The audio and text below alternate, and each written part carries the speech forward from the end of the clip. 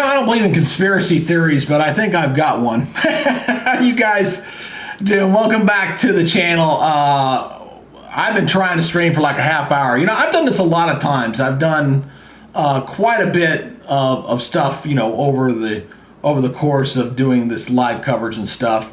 So to sit there and do something you've done countless times, and then all of a sudden you get to a point to where it doesn't want to work and it says unavailable. I think YouTube does that deliberately. I really do. I think they kind of like want to lock you out because you're not one of the grand people in there. So I mean, I've had to reboot and reset things. I don't know how many times trying to do the severe weather. I had it timed out, had everything done, everything set up like it's supposed to, and it would not start. And I had to reboot, restart, reset, relog in, do about 15 different things just to finally get this thing going to do something I've done, not hundreds of times, but at least, 3 dozen times. Anyway, we're getting our severe weather taste here going right now. Definitely seeing that. The first of many here as we're getting this up. Let me get my audio here going up here a little bit so you can see this. But we got a new warning here, and this is one of several warnings that'll be coming. And I do need to turn that audio down real quick, so let me do that real quick. Stand by for a second. Like I said, I'm still ticked. I'm very angry if you haven't figured that out. Oh, I got to get back in the flow of things. There you go. Goodbye, music. Don't need you anymore. Bye. So anyway, let's talk about this first warning here. We got 70-mile-per-hour winds with this, folks. So we're definitely seeing some good stuff coming in here. And with the traffic, and like I said, we got nobody out there right now, so I can go ahead and just do my thing while I'm getting reset up here. New severe thunderstorm warning. Where's that one at? That's up here down to the south. Let's go down here to Wichita. Got the chasers all out there. This is along that frontal boundary. Got a new warning here. This one is for southeastern Kiowa County, west central Barter, and Comanche County in central Kansas. This one goes until 2:15. 2:15, and I need to get my my crawl. I mean, I had everything set up. I mean, it's just very frustrating when you plan all day, getting set up to do some severe weather coverage, and YouTube says, nope, we're not going to let you in. I'm like, why? What did I do to say, oh, they're not available at this time? Not available at this time. That's what I kept getting. The YouTube algorithm kept giving, or the YouTube kept giving me not available, and I was like, man, I've been doing this 1,000 times. Why are you giving me such a hard time on this? I just did not get it at all. So, like I said, I'm trying to get my settings all set up here as we're getting set up. So bear with me as we're going through this, and hopefully some people will join the fun here, as I was supposed to start this a half hour ago, about the time I thought this stuff was going to get going. So here we go with our next warning here that's come out here. 70-mile-per-hour wind seems to be the theme along these lines. This is for southeastern Page County. It goes until 2:15. Storm capable of producing a severe thunderstorm was about 7 miles northeast of Tarkio, moving northeast at 65. So that one's definitely on. Hey, Leighton, good to see you there, man. You're talking. You're seeing a very. I'm a very aggravated person right now. Just because, when you do one of these live events, you got to set up a lot of different things to get it all set up, and then when it doesn't want to go, and you got to reset and close the software down, everything blows out. So I got to reset everything up again, like I had it set up for the live coverage. So.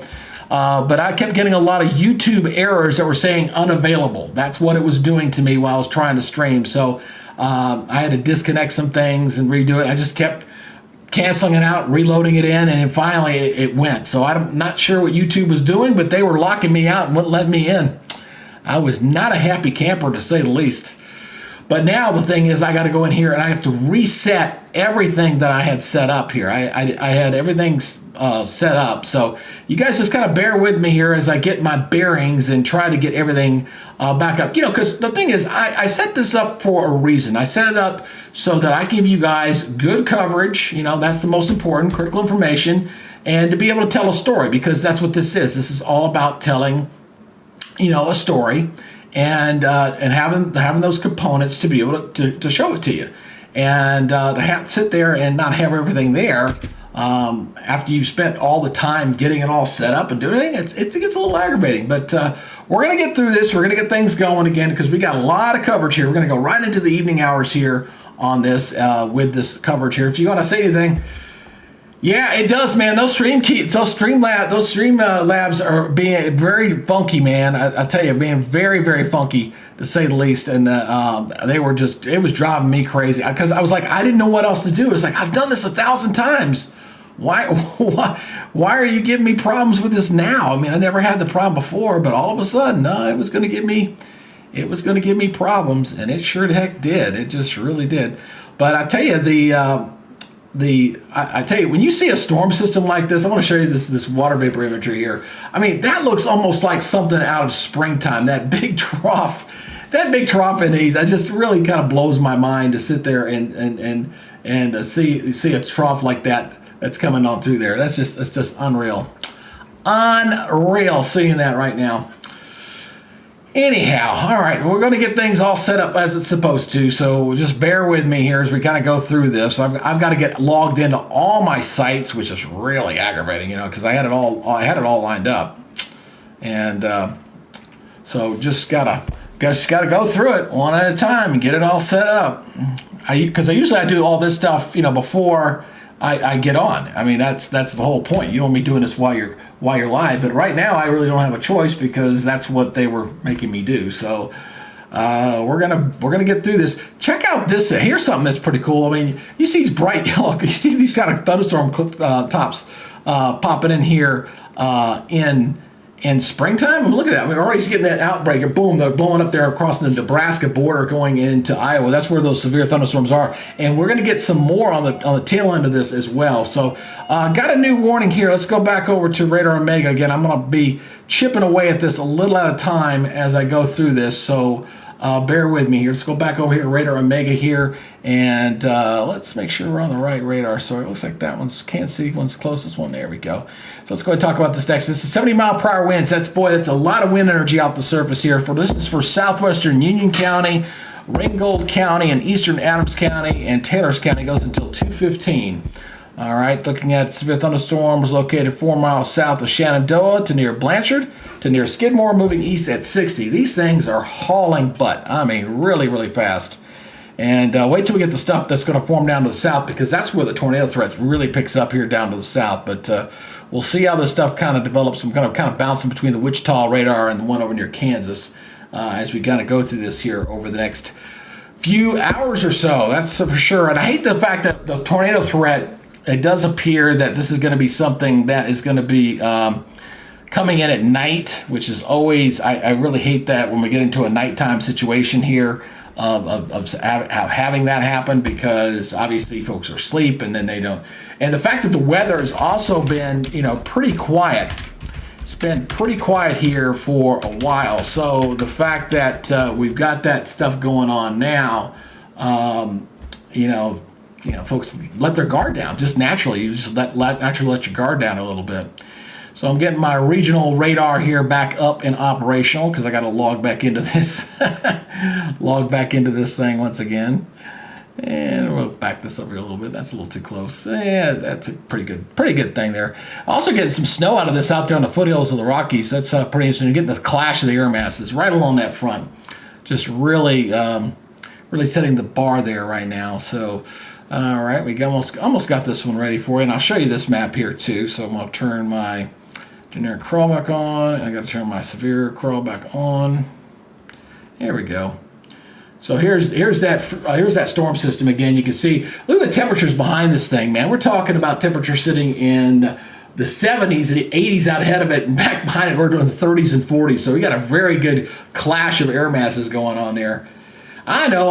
Leighton, I'll take my time. I'm getting it back going. It's just, and I'm flustered, and I'm an emotional creature, so that I don't hide my emotions very well. I get flustered very, very easily. So, hey, if you're new to the channel and you come on through, subscribe, man. Go ahead. What you waiting for? Subscribe to the channel.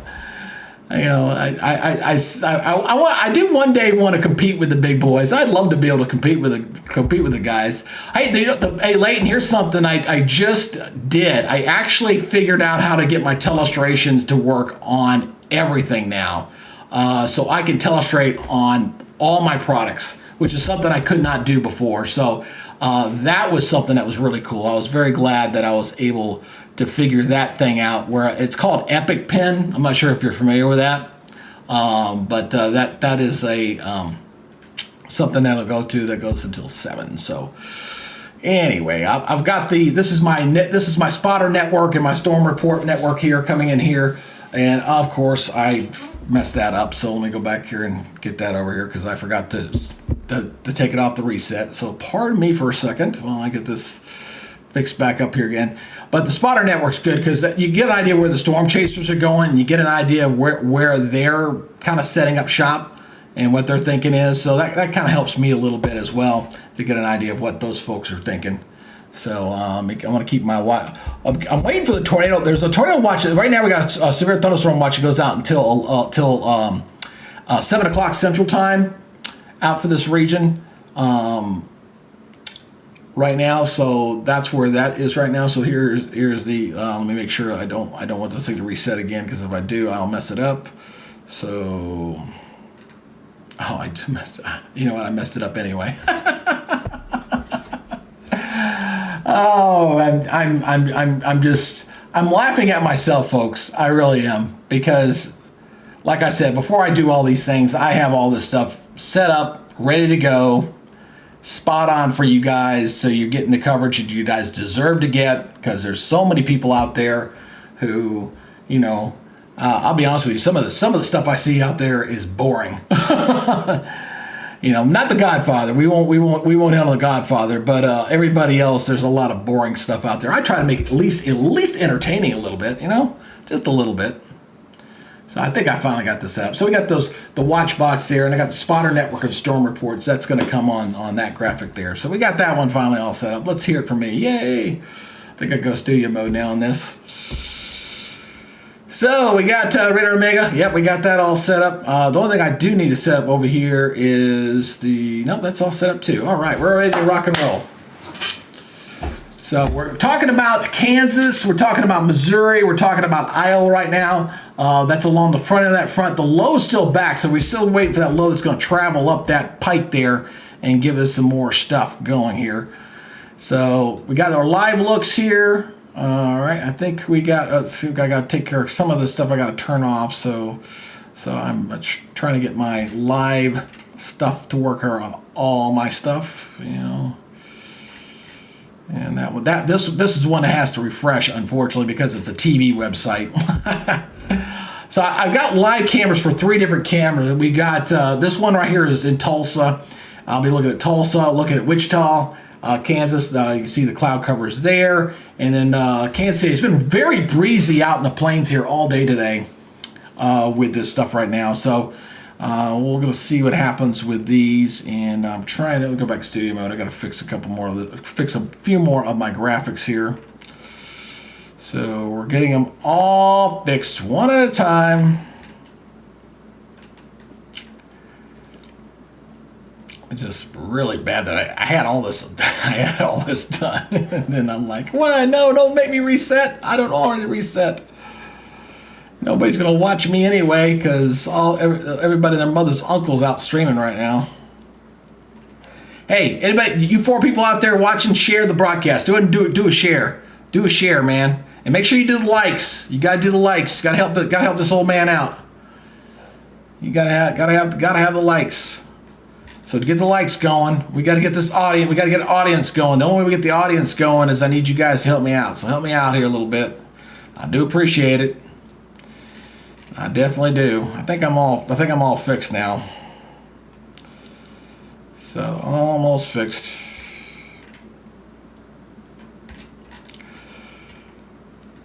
So what I do is I have a generic crawl which kind of highlights the different things that are going on with the outlook for a particular day. And then when it's going, what I do is I will use that first. But then when we have active weather going on, I have that crawl down below, which is the active severe thunderstorm warnings out there. So we got the counter and the warnings down there as well. So I tell you, the big thing for me as far as concerned watching right now is what happens down here to the south, kind of down in this neck of the woods. That's really the area that I'm kind of most interested to see what happens, because that's probably where the highest risk for tornadoes is going to come here for today, for this afternoon. So we'll see how this works out here as we go through the late afternoon here. Let's go back here, because this is the bullseye. There's the bullseye, and then there's the tornado risk. So you see the yellow. Hey, Janelle. Good to see you, Janelle. Good to see you. Man, Janelle, I will tell you, I had the worst. YouTube was locking me out. They would not let me stream. It kept saying unavailable, unavailable. And because of all the stream key issues and stuff, I actually had to shut down my entire OBS. Everything I had prepped and ready to go blew out, and had to reset everything. And I did it while I was on the air. So that was a little bit of a pain in the butt, to tell you that.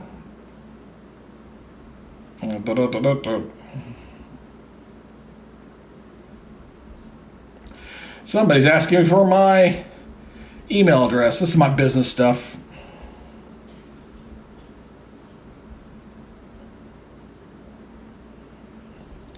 I know there were some folks who were waiting on the other stream. I actually had to literally go into my stuff and actually delete it out. I had to go in there and force it out because it would not allow me to stream otherwise. Let's check out some of these storm spotters out here. We're ready. We're rocking and rolling now. We're all ready to go. Let's check out some of the chasers out here. We'll see what they're seeing. I see some of the cloud cover out there. Well, that's a pretty good. Oh, there's that rainbow on the horizon. Oh, that looks nice. Oh, that's pretty cool. That's nice. So yeah, the chasers are out in force there. Yeah, check out. I think is that Brandon's. Oh, that's Corey's. That's Corey on that one. Brandon, one of the storm chaser guys, he's got a lot of upgrades he's did to his system. So I've been plugging him a little bit to check out. You got through I got through it. Hey, again, you guys, I got you out here. We got to get the algorithm out. You know the game, man. Let's do all 6 of y'all do the likes on there. We got the chat going. We got to get the likes going. That's the only way we got to build that audience, fight that YouTube algorithm. Al, I'm gonna be honest with you. I think YouTube was deliberately trying to get me to quit and not broadcast. I'm not a conspiracy nut, but sometimes I think YouTube. You're small potatoes, man. Only the big boys can broadcast today. You're not allowed. There you go. 6 likes, 6 viewers. There you go. Way to go, guys. I tell you, it does get, because I really think I got a cool product. I really love it. Now that I can telestrate on any map that I got without the OBS had a telestrator on there. Whenever you would draw on it, it would go whoop. It would do these little things. It would drive me crazy. Now I figured out how to get around that. Now I don't have to worry about that. I can telestrate on every single one of my maps. And I can draw on things now, which is something I couldn't do before. So I was very grateful to actually figure that thing out, just the little things. Now we're going to see things. We've had our severe thunderstorm warnings kind of kick off here right now, and this is kind of the warming act, because the real heavy stuff really looks like it's going to be late this afternoon and into tonight, when we get the rest of the squall line to get going. So we have a few of these warnings that are up here going into Iowa and Missouri, with this initial band of thunderstorms kind of coming into Des Moines right now. So you're seeing the storms there coming in from the south. Yes, Janelle, I'm trying to be professional. I really am, but sometimes it's so hard. But and I do have my Chat Ninja up. That was the other problem I was having this morning. Chat Ninja, I couldn't get it to work this morning. It was giving me problems, and then I had to go back into Chrome and figure out, it'd been deactivated. So I figured that one out. So good to see you there, Leighton. Leighton's in the house. We got Janelle in the house. Good to see you guys, man. But we're gonna watch this thing here. I tell you, it's gonna be a crazy afternoon. I know we're gonna have folks coming in and out. So y'all keep up the shares. If you got friends and stuff you can share the broadcast with, hey, get them on board. Get them on board too. Let's see where Vince is heading here. Let's see what he's looking at. Yeah, we got all the regulars out there today. And this is Radar Omega, by the way. That's the app. That's what we use here on the Weather Nerds channel, and it is a paid service. It's a great app, by the way. Highly recommended if you want a good app. It is worth the money, because everything I can do on the broadcast easily can look at and do on the phone. Just about every feature between the app as well as using it on a computer is pretty good. So not bad there at all. I'm not sure what's causing my bleed over there with my crawl, but I think I can fix that. Didn't realize it was lapped on top. But I tell you, yesterday, and thank you for the new subscriber, appreciate that. Hey, if you're new to the channel, come on board here. Welcome to the Weather Nerds channel. We're going to be doing some coverage here for this severe weather that we're watching here through Kansas. We are look at these wind gusts we've had. We've had several wind gusts already up to 70 miles per hour in some of these areas, 77 mile per hour winds there. We had 59 mile per hour winds there. We've had 62 there. So we've had a nice little cluster of winds, and this is with some of the storms that are moved up into Iowa right now already. And we haven't even gotten to the main meat yet, guys. That's coming in a little bit later this afternoon when we're going to see that risk for tornadoes, because the risk, a lot of these storm chasers are down in this general area, and this is the area of concern looking at for that potential for tornadoes. Okay, that's where we're looking at. We got the Irish Queen in the house. Welcome back, guys. How you doing, man? Again, y'all keep the thumbs up. If you haven't done it yet, I got 11 viewers on here. Y'all need to help me out. YouTube algorithm does not like me. In fact, YouTube is trying to keep me off the air. The stream key it was kept telling me unavailable. You know, they only favor their big boys out there, but the small potatoes like me, they were trying to keep me off the air. So, but I didn't let them beat me, and I was able to get on here. And it was not user error, because I've done this 100 times this year with live broadcasts. It wasn't me, it was YouTube, and they were keeping me out, and they didn't want me to broadcast for you guys. That's right, man. Y'all keep doing y'all stuff, man. Keep that going there. I'm watching that algorithm, and for those who don't know, if you're kind of new coming through, because we're a small channel, we got to have interaction from the viewers. That means the chat's got to be going. That means the shares have got to be going. That means the likes have got to be going. Otherwise, YouTube goes, you're not important. We're going on somewhere else. So that's that. And the subscribers. Obviously, you haven't subscribed, please consider hitting that subscribe button. And you can come in and come out. That's the normal nature of the beast there. Got a new warning here, as you can hear that alert tone going off behind me there. Let's go ahead and check that out. Let's go back over to Radar Omega here, and let's check that out. Let's move up here. We got a new one. This has got near the Des Moines area. Wow, got some pretty hefty storms up into Iowa now. And this is where that severe thunderstorm watch is currently up until 7 o'clock tonight. So this one goes for Polk County, Madison County, Central Dallas, and Warren County. Okay, the storm was located at a line extending from Dallas Center to near DeSoto. It's moving east at 50. So these aren't moving quite as fast as the ones further south. But again, some pretty robust winds with this. I mean, just it's kind of interesting that where I set up my regional radar is identical, exactly where I expected the thunderstorms to break out initially. So I had set this thing up to be a little bit further north, and boom, dead center. That's exactly where I thought we were going to get these initial round of thunderstorms to develop. And those are pretty decent cloud tops. I mean, we're almost to November 1st. And here's an interesting thing. Check this out. I wanted to pull up the climatology on this. The climatology on this says that the tornado zone here is supposed to be basically down here on the Gulf Coast. That's where we're supposed to see it, not up in here. And almost the exact area we're seeing, it kind of reminds me of at least a couple events back in April and May to see that kind of coverage. So to see that happening right now, it is definitely unusual. We've got a pretty good jet stream blowing in here. We've got a very active jet. You can see this with the water vapor imagery. We got a very large trough digging through here. We got the cold air that's kind of coming down here. So you got the cold air coming in, and then on top of that, you've got the warm air surging out ahead of it. So you've got a good clash of air masses going on here that's causing the storms to fire up. And you know, the thing is, I think we may even see it again next week. I was just looking ahead at some of the modeling on that. And several rounds of rain in the plan. Unfortunately, the folks in the southeast and where I'm at, hoping for a little rain from this, not going to happen, unfortunately. The high pressure is just too doggone strong, unfortunately, but we'll get back to it here eventually. Look at the new scan there from the Des Moines radar. And so it's kind of coming around here a little bit. Let's take a look. Let's do a 3D check on this. Let's take a look and see what these cloud heights are doing. We're going to do a volumetric 3D scan. We're going to tilt it back on its side. We're going to take a look, kind of scan around a little bit and see what these cloud tops are doing here a little bit. So it looks like these thunderstorm tops, not bad. Look like they're topping out at about 49,000 feet here.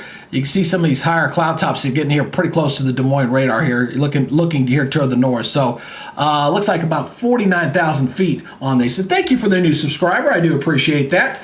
We always do our milestones, by the way, on this channel on every 100 that we get. So we only got to get 7 more to get to 5,100 as we're kind of making our next goal of getting to 10,000. So thank you for subscribing to the channel. I appreciate that.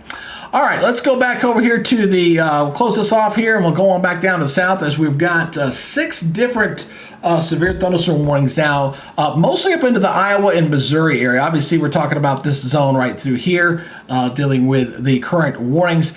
But the main concern for me, again, is going to be down here into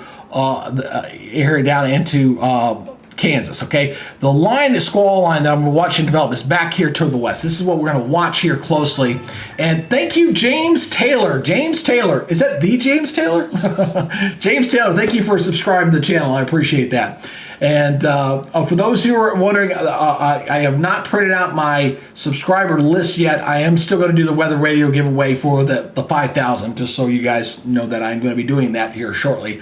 Just I'm the worst protagonist or prognosticator, I should say. I put things off. What's the word? I can't even think of the word. I'm just oh well, go figure.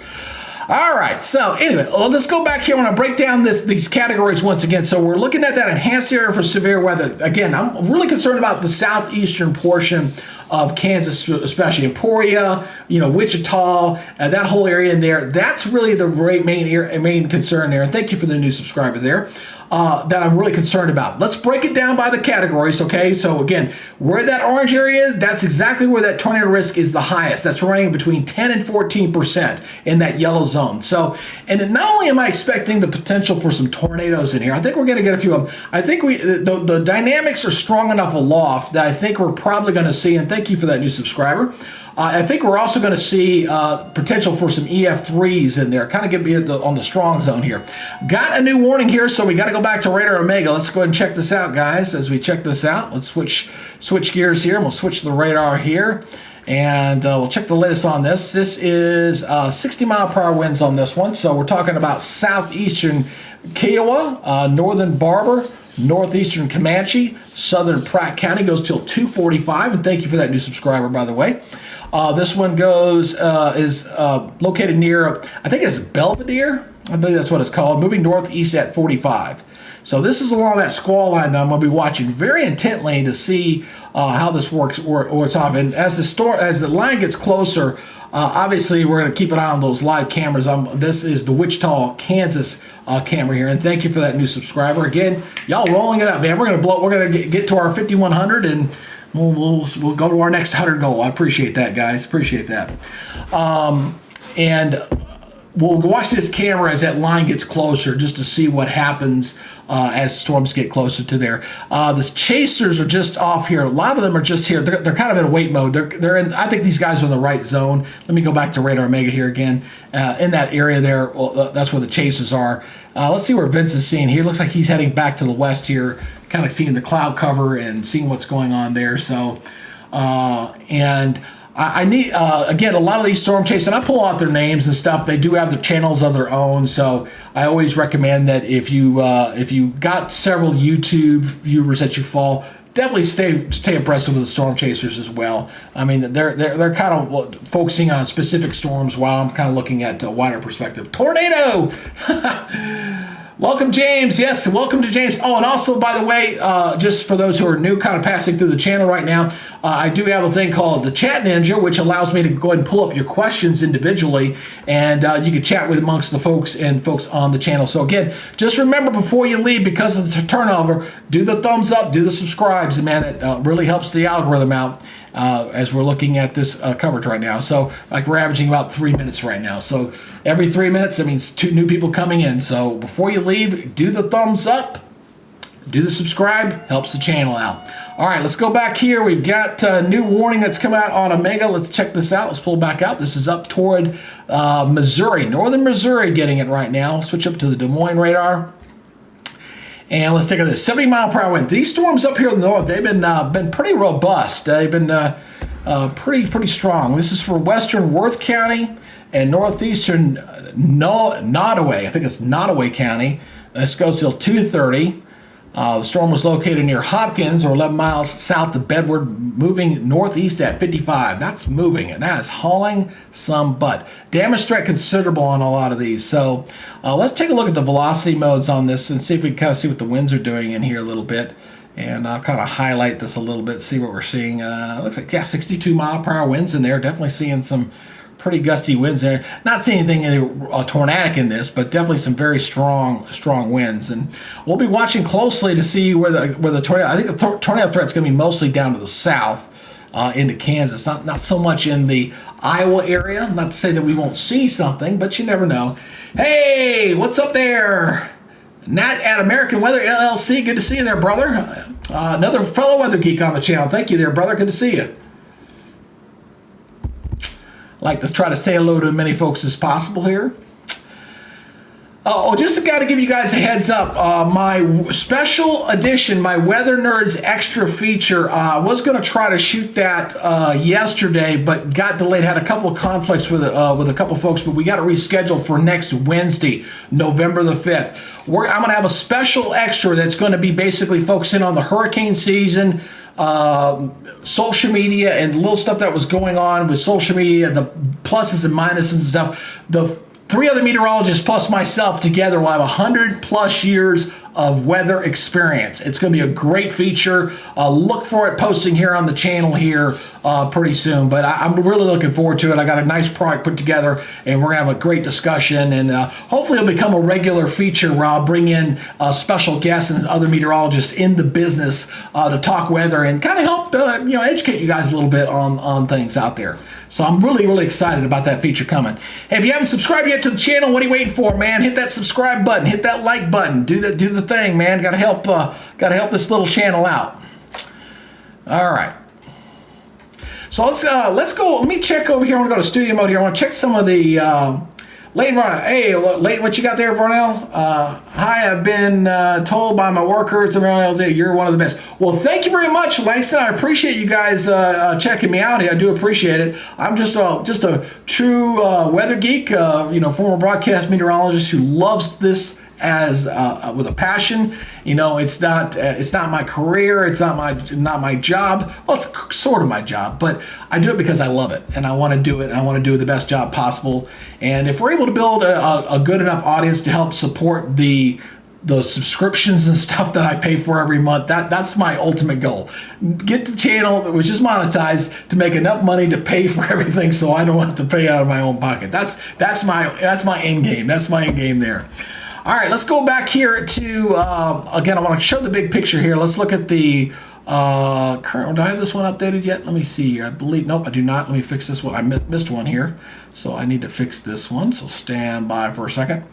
For those who just joined us, I was the YouTube literally was literally keeping me out of being able to log in and do my live broadcast. I was not a happy camper for that for a while, but we're okay right now, so it's good that we got that. Let me show you the big picture here. Let's go ahead and look at the current watches and warnings here across the area. Again, the severe thunderstorm watches you can see across portions of Missouri.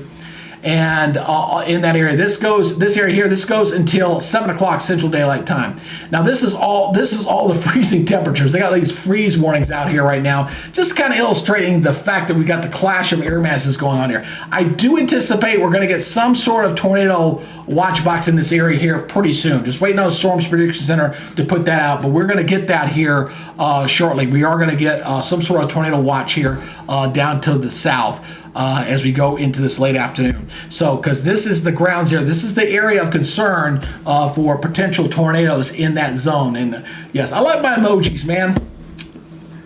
Oh, your tower fell. Oh, I'm sorry to hear that. All right. So checking y'all's channel. We need to share this information with as many people as possible. You tell them, James. Hit that thumbs up. Yeah, I tell you that I mentioned this 1,000 times. I know you guys have heard me on multiple broadcasts. The thing is, I almost stopped doing this back in April until I figured out what I had to do to maintain my audience. Because I'm not one of those guys that likes to, please like my channel, please subscribe to my channel. I don't like having to do that. But unfortunately, that's what YouTube says. Hey, buddy, you're a small channel, and if you want to stay on our platform, that's what you got to do. Because now the bigger guys like the Godfather, the Ryan Halls of the world, that's got 2.4 million people, he never has to do that because he's got a huge audience. He's always had it because he was one of the first. That's why I call him the Godfather. He was the one. He got to grow his audience because nobody else was doing it, and he got 300,000 followers in a year because nobody was doing it. Then when he kind of took off 2 million, then everybody, their mother's uncle, started getting on the YouTube platform, and then that kind of made things a little bit different. So for me, I gotta play the game that unfortunately I got to do. So I thank everybody for subscribing to the channel. I try to give y'all individual stuff. You notice my slogan at the top, if you guys haven't noticed, it says your personal weatherman. Well, that's the one thing I can definitely give you. Since we're not a huge channel, we can stay on top of this and I can interact with you guys on a personal level. And that part of it I do like. It's pretty fun. Pretty fun. All right, let's check out some of these. We'll check out a couple of these chasers out here. Let's check on Corey, see what he's seeing out there. Kind of seeing a very low cloud tops. I'm not the best viewing conditions for some of these storms that we're going to see out there today, but we'll see. We'll see what the chasers come up with. My other concern is I think the main tornado threat is going to be when it gets kind of dark outside, and I can kind of show you that. But let me make sure I got the latest model data on this. I do have the model data to show you on this, so let me double check this real quick. I want to make sure I'm on the latest and greatest model here, so let me check on this. There's a couple of things I do want to highlight here. 18Z is just now coming in, so I think it should be far enough out. That's 18 hours. Yeah, that's pretty good. So let me back this up real quick. I do want to show you this. This is the tornado parameter map. This here is the model. This is the high resolution model data here. Watch that timestamp here. Now we're currently at 3 o'clock, so let me put it right there, 3 o'clock. So you see we got a little bit of a little spike right through there. That's a little bit of concern there, right? But watch what happens to those parameters as we go into the evening hours. Again, things are just kind of getting cracking here. So at 5 o'clock, that doesn't look too bad. 6 o'clock. Then you see it. Look at Oklahoma. Things really start coming. That southeastern portion of Louisiana comes up to 4 or 5, going in toward 10 o'clock down to Oklahoma. Really starts to spike there into Oklahoma there. But that again, this data is just now coming in. So this is where basically it looks at the spin of the atmosphere and it's looking at the available heat energy CAPE. CAPE this time of year is usually kind of hard to come by because obviously we're getting into fall, cooler season, but this is kind of unusual. We're seeing surface CAPEs in here in the 2000s. I mean, that's something. I mean, you're seeing some pretty high CAPE, and CAPE is gasoline to fuel. It's heat energy and moisture that helps feed the storms, and that's what we're seeing there across Kansas. So Kansas, Oklahoma are my main concern here for that tornado threat, and going into it when the sun has already gone down. So the CAPE does drop off at night, obviously, because we're losing the daytime heating. So we'll see how things devolve here late afternoon, early evening hour with this squall line as it starts to come together.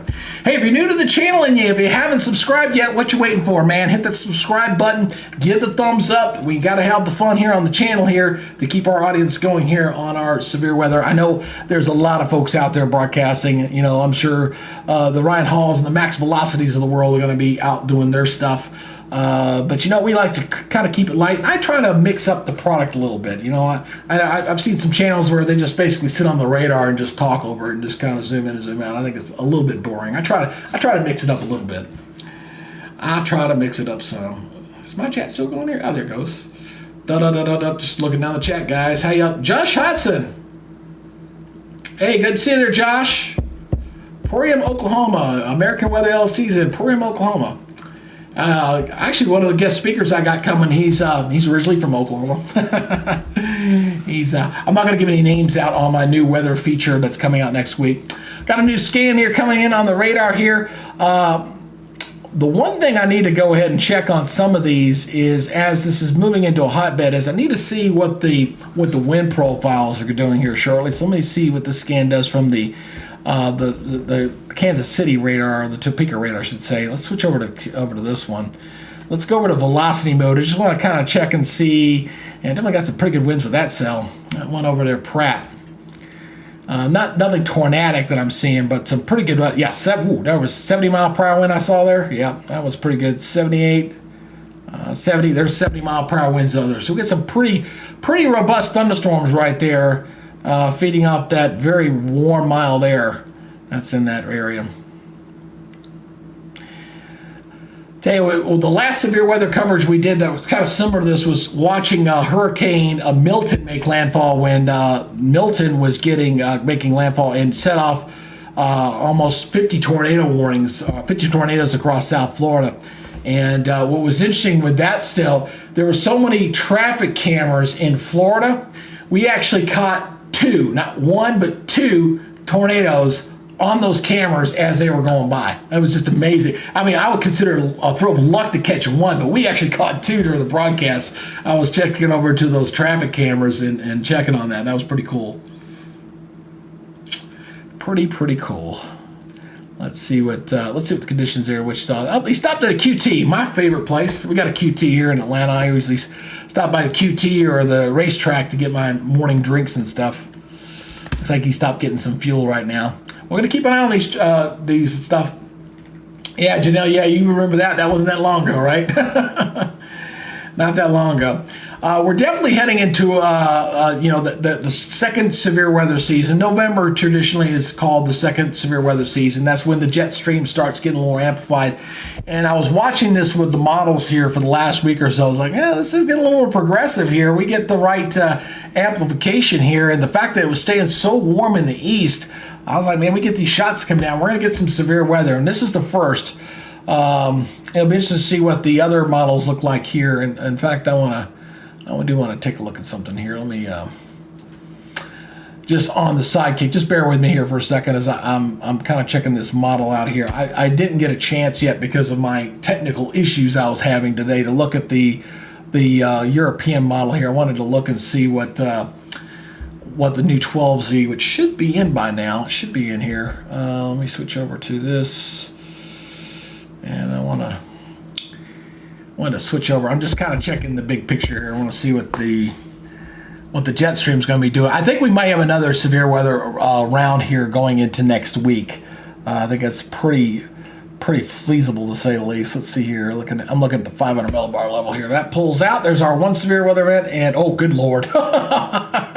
Yeah, we might be doing this again next Tuesday. Let me show you what I'm looking at. We're doing this now, but this one looks even more pronounced here. Let me show you this one. Oh, good Lord. There's next week. Boom. Yeah, you got a jet doing this kind of stuff coming out here. You're talking about, and you got high pressure here. Here's the high, and then we're gonna get a good flow coming in here. So yeah, we might be doing this again next week too. I was really concerned about that, but it looks like that high finally breaks down enough to where we can finally get some rain in the southeast. But boy, this just pattern there the next 10 days is look at that big cutoff low off the coast there. Good Lord. Anyway, let me get back on. We got to deal with this. What's going on right now? So anyway, we got round one now. We might do another round next week. We'll see how it works out. Hey, CP in the house. CP, hey CP, good to see you, man. Good to see you. Y'all do all the likes and thumbs up stuff, man. Keep that stuff going. We're up to 12 likes, man. That's good. Keep the 12 likes. Do the shares. Do all the stuff. We're averaging about 318 right now, currently.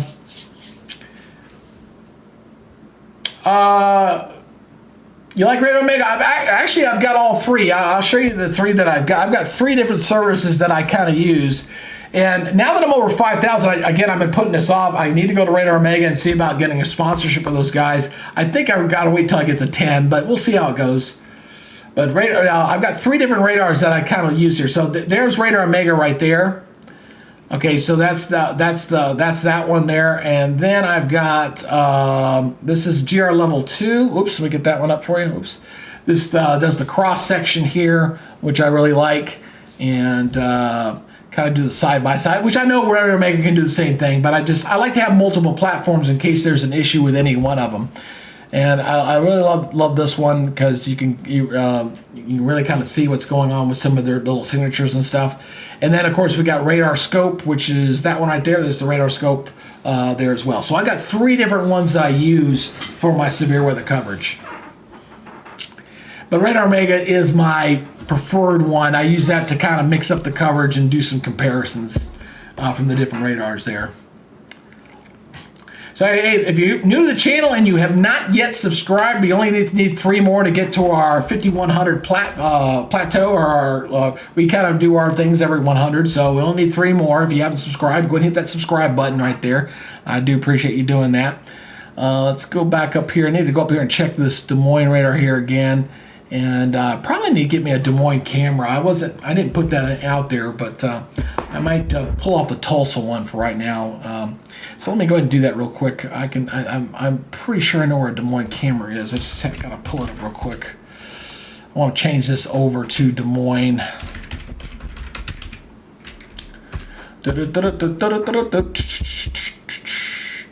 Yeah, there goes. Oh, that's not live. That's friggin' old. Where is the... Oh, their camera's down right now. Huh, go figure. Oh, they just putting an advertisement on their stuff.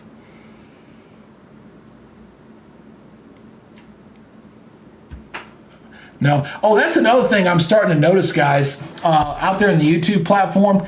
Because of the big entities like Max Velocity and, of course, Ryan Hall, the local stations have definitely taken notice. So, because I think they were losing viewership to some of the YouTube channels that were going on out there. So, more and more of the local television markets are actually starting to do their streaming stuff, out there on the on these platforms. So, let's see here. That's over in the western portion of the state. Western portion, there's Dubuque. That's I-74 bridge. No, the Des Moines camera's down right now. Holy cow, I wasn't expecting that.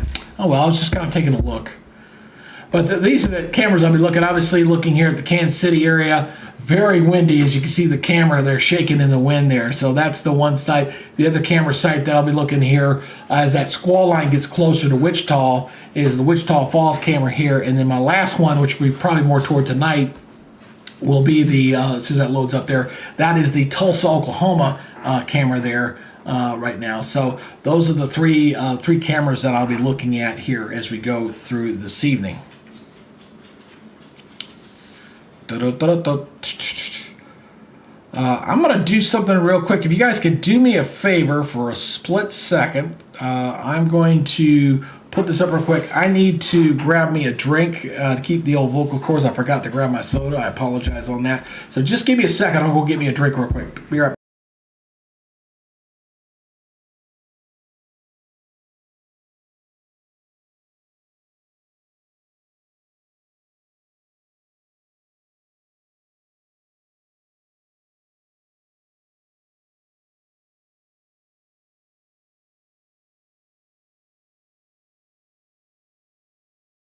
Alrighty, we got a new warning here. Let's check this one out. Let's go over to that real quick. Go to Radar Mega here. This is just came out here. This one is for southwestern Madison County, Union County, Ringgold County, Adams County, Taylor County, and southeastern Garrett County. It goes till 3 o'clock. Severe thunderstorm was located along a line extending from Corning to near Conway and near Sheridan, moving northeast at 50. So that is that. A couple things I need to do. It's a green screen. Oh, hey, for those who didn't know, I do have a neat little feature here is the fact that I do have a green weather wall. Yeah, I do have that. And when we were doing our coverage the other day, I was having some issues going to my wall. And I'll come over here to the wall here for a second. And the reason for the issue was the shirt I was wearing. I couldn't figure out what was coming on my wall. And I've learned it's better to wear a dark shirt in some form or fashion when I'm sitting in front of the green wall. So anyway, we're looking at the showers and thunderstorms here, kind of lining up here. A little bit, couple pieces of energy out ahead of the main system here. The lows kind of still back off to the west, but got a nice little it looks like a little bit of a bow echo here starting to form out, a little line, get a little punch of some of the air in here. So we're kind of seeing this. It's coming up toward Creston. You got the one warning here coming through Des Moines, and this might sneak up back up toward Des Moines here a little bit later. So these are kind of moving in a kind of a generally a northeasterly direction here. So that's a pretty impressive squall line. See the lightning in there. You're also seeing that increasing as well. A couple things that I look at when we're watching the severe weather for tonight. We're going to be watching the lightning intensity. Usually when the lightning intensity is going up, that usually an indication that we got some pretty good uplift. We usually have hail in the area, so you'll see what's called the veil. That'll start going up. You see the lightning going up. That usually indicates that a storm is getting more powerful. And thank you for that new subscriber there. I appreciate that. So that's a couple things I'll be watching here for this evening right now. So, and I'm still waiting to see it. We're getting pretty close here. I think the Storms Prediction Center was looking at maybe like 4 o'clock. I think they were looking at putting out that tornado watch that we're going to have down to the south. So we'll see what happens with that a little bit later here. Hey, thanks, Layton. I appreciate it, man. I love you. I do appreciate my ego being stroked a little bit. I try, man. I try. It's been. I tell you, this has been a journey. I've been doing this now for 13 months. I started this channel back on 1 October last year, and when I got out the gate and I got the 3,000 by January, I thought it was going to be all, roses and ice cream. I just thought it was going to be so easy, and then reality hit me in the face. So one subscriber at a time. My mentally in my head, I try to tell myself, look, as long as you got the channel growing, as long as you're getting positive motion, whereas okay, 1 November to the end of November, do you have more subscribers than you had before? If it's a yes, that's all that matters. I mean, of course, you can't get the quick fix. And I'll tell anybody that wants to do a YouTube channel, if you plan on doing one of these, it is work, okay? You got to put in work. You got to put in the effort, okay? Especially if you're in an area like mine. I chose to do weather because that's what I love to do. But it has become saturated. And when you got so many people out there trying to fight for that same audience, it's a fight. And you just gotta accept that, and you're not going to get that quick, easy fix, that quick thing. That's why I always I applaud someone like Ryan Hall, who's the Godfather, who was able to get that audience because nobody was doing it, and that's kind of surprising. You think somebody would have came along a little bit while back, or even some of these television stations would have figured it out and would have done it, but they didn't do it, and now it's become a big cluster out there. I was actually doing some research for the big weather extra that we're getting ready to do here real soon, and I was looking at specific weather platforms. Again, I'm not going to name anybody. I don't do that stuff when it comes to that stuff. But there are some real ones out there. Really, man, I listen to their stuff and I'm going, oh boy, don't like that. I don't like. Sometimes they're regurgitating stuff that they're hearing from other people. They clearly don't know what the hell they're talking about. That's probably one thing as far as guys who've gone to school and done meteorology, and that's something that my other weather geeks are going to be talking about. Makes us a little concerned because we're worried about bad information getting out there. We saw a bunch of this during Hurricane Helene and during weather manipulation, the government controlling the hurricanes, and all this stuff. I mean, that stuff was out there in social media, man. It was just crazy to see. Really, really good. Hey, if you got any questions out there, again, go ahead and post that down below and keep that chat going. We got some good discussions going on out there, guys. Appreciate that. Again, make sure you put the like on there and make sure you hit that subscribe button. Only need 2 more. 2 more subscribers, and we've got our 5,100 threshold, so we got a new milestone there. Got a new severe thunderstorm warning. Let's go take a look at this one, shall we? Let's take a look here as we're looking at a severe thunderstorm warning for eastern Pratt County. This one goes until 2:45. Severe thunderstorm was located near Cairo, moving northeast at 55. So all these storms are moving at a very, very good clip, indicative of that very mobile jet stream that's kind of blowing over everything there. That's been a bit of an issue. I didn't realize I didn't put that up. I just realized I don't have my background image, so let me fix that real quick. Go studio mode here, real quick like. Ooh. That's interesting.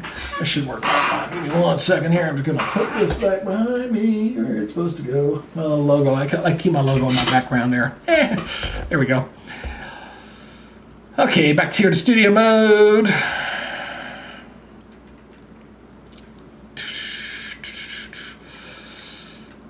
All right, you guys. Yeah, we're just chugging along, CP. Absolutely. Gonna watch this line here to the east of which. Let me switch back over to the Wichita radar here. I bet we got some pretty good hail on that one. Let's look at the hail. I bet that's got some off the chart hail. That's looking pretty broke. Yeah, there we go. Yeah, you're probably getting about inch to inch and a half hail in there. That's a pretty good hail to there south of Pratt, or just kind of just the east of Pratt. Again, you watch the hail going up. We're gonna look for the hail. We're gonna look for the lightning. We're gonna look see how that progresses here with these storms. As the lightning goes up and the hail goes up, obviously that means we get more stuff on there. So, been broadcasting about 45 minutes, roughly. I think it was when I finally got everything fixed. We had 100 views here for today. So, like I said, it's gonna be slow pickings today. Let me switch back over to here to reflectivity mode. And let's see, did he finally get moving, or is he still stuck there? No, he's finally moving again. He was Vince was there at the QT station. One thing I look at, I also look at the cloud deck, and those are kind of low. Those are altostratus looking clouds, not really the cumulus where they're kind of building cumulonimbus type clouds. At least where he's at right now. That could be indications of the air being a little bit stable, just a little bit, but that's going to break down very rapidly, especially when things warm up. We got a new warning here a little bit. Reno County, this is northwestern Kingman. Storm was located 5 miles southeast of, is that Yucca?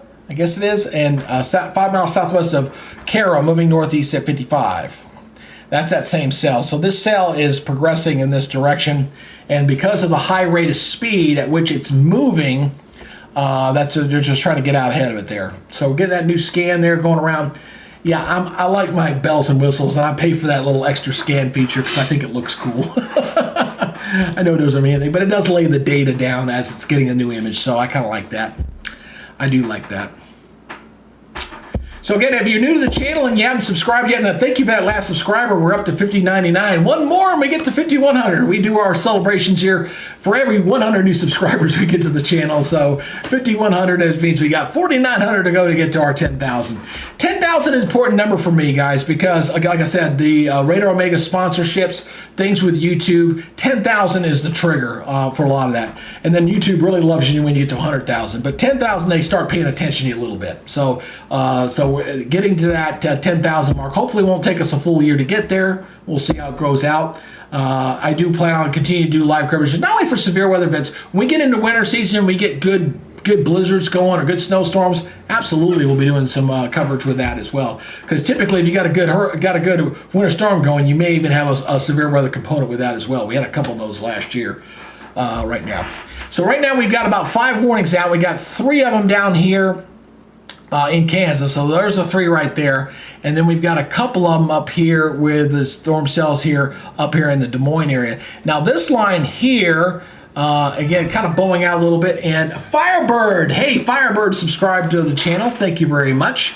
Streamlabs does not alert me to every new subscriber, and there's typically a little bit of a delay, but thank you for that new subscriber. Appreciate you coming on board. All right, here we go, guys. I'm kind of checking y'all's chat here a little bit. What are the names of the radars you're using it? CP, are you talking about the programs? It's Radar Omega. That's the first one. The other one is Radar Scope. That's the second one. And the other one I use is GR Level 2. Although there's a Level 3 version I do want to get. It's $250 for that one. That one's a little steep, but it does some great 3D stuff.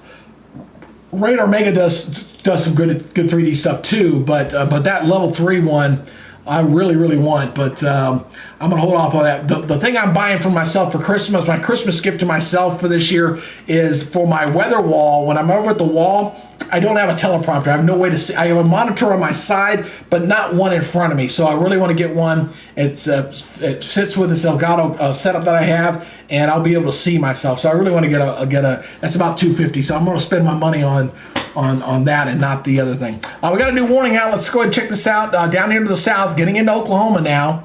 That's the tail end of that line that's developing. Let's see, what's the best one to use? I guess this one's the closest one.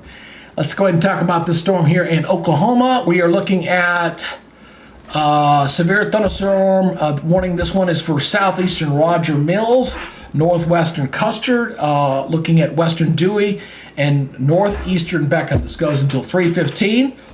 The storm is located near Hammond, moving northeast at 30. So these storms down to the south, not moving nearly as fast as the ones there to the south. So let me see here. Do I want to use this one? Let's use this one. All right. I'm gonna do a 3D scan to check out the heights on these storms. Clearly some hailers in here. We see purple like that. You got some pretty good hailers in there. Pretty good, little probably nickel size hail in there, maybe quarter size hail. Let's do a 3D scan on these, and we'll see what the volume scan looks like here to see how high these thunderstorms are getting here. So we're doing a little scan top, not nearly as high as those ones to the north. Do you remember those ones that we saw to the north? Let me zoom in a little bit closer.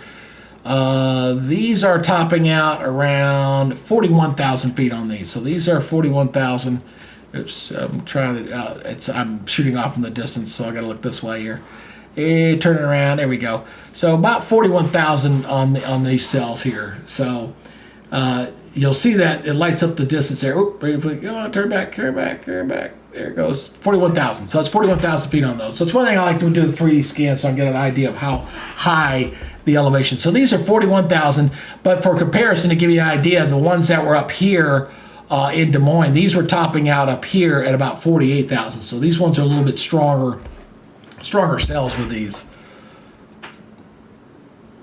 So and just see if we get any new wind gust reports in here as well. Hey, if you're new to the channel, I'd like to welcome you on board. And if you haven't subscribed yet, please consider it. It'd be an honor and a pleasure to be one of your weather services here in the YouTube universe. Just hit that subscribe button. And before you go, if you're just passing through and you're already a subscriber, you know the rule. Make sure you go ahead and put that thumbs up out there, as the little channel that could needs all the help it can get when we're fighting our battle with the evil empire known as the YouTube algorithm, which was trying to keep me off the air today. And I was very angry, but I'm over it now. I'm better now. It was very frustrating when you set up everything up and YouTube Live is not available. I'm like, what do you mean not available? That was crazy. Absolutely nuts. All right. Yeah, I see where all the storm chasers are kind of holding their own. They're kind of holding here across the southeastern portion of Kansas. I kind of concur with that based off what I'm seeing here. As far as the developmental side of this is the primary zone for tornadoes. Now, one of the things that we kind of look for here, you got a squall line that's coming in, all right? But you got some activity that's kind of forming out ahead of it. So you got these little areas there. And when they interact and bump into each other, that's you can get additional spin with that wind shear there. So you look for the potential for maybe isolated supercell out ahead of a main squall line. When they kind of interact and bump into each other, you can definitely get those spin ups there for tornadoes and stuff. I haven't looked at the SPC here for a second, so give me a second here. I want to check the latest from the Storms Prediction Center. I did not charge up my phone today, so I was bad. I'm just kind of looking here, seeing what the latest here on what I'm waiting on this next watch to come out here. So they're going to keep that to a... Looks like they're going to keep that as a severe thunderstorm watch, which is kind of surprising. No, tornado watch like, there it is, I'm sorry. Tornado watch likely, that was an hour and 15 minutes ago. Okay, so this is an 80% chance of issuance. So I'm just waiting to see when the watch box will come up here, because right now the watch box is not out there just yet. So I was just kind of checking to see what the latest is on that. So, there it goes. Man, boy, that's pretty slow when it's not showing up here. I was actually checking the site itself. It wasn't showing up there, but it shows up there. There it is. Okay. I knew it was coming here real soon. I knew it was coming up. So, but there's the yellow there. That's that tornado watch there across southern portions of Kansas as well as Oklahoma. So we got the new watch box there.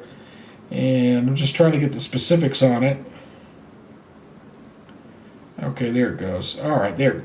I don't know why it wasn't showing up there. So this tornado watch box goes until 9 Central Time. The severe thunderstorm, so we got the two systems, okay? We got two out here. This watch box here goes until 7 o'clock, and then this one back here, this one goes until 9 o'clock. So those are the two zones.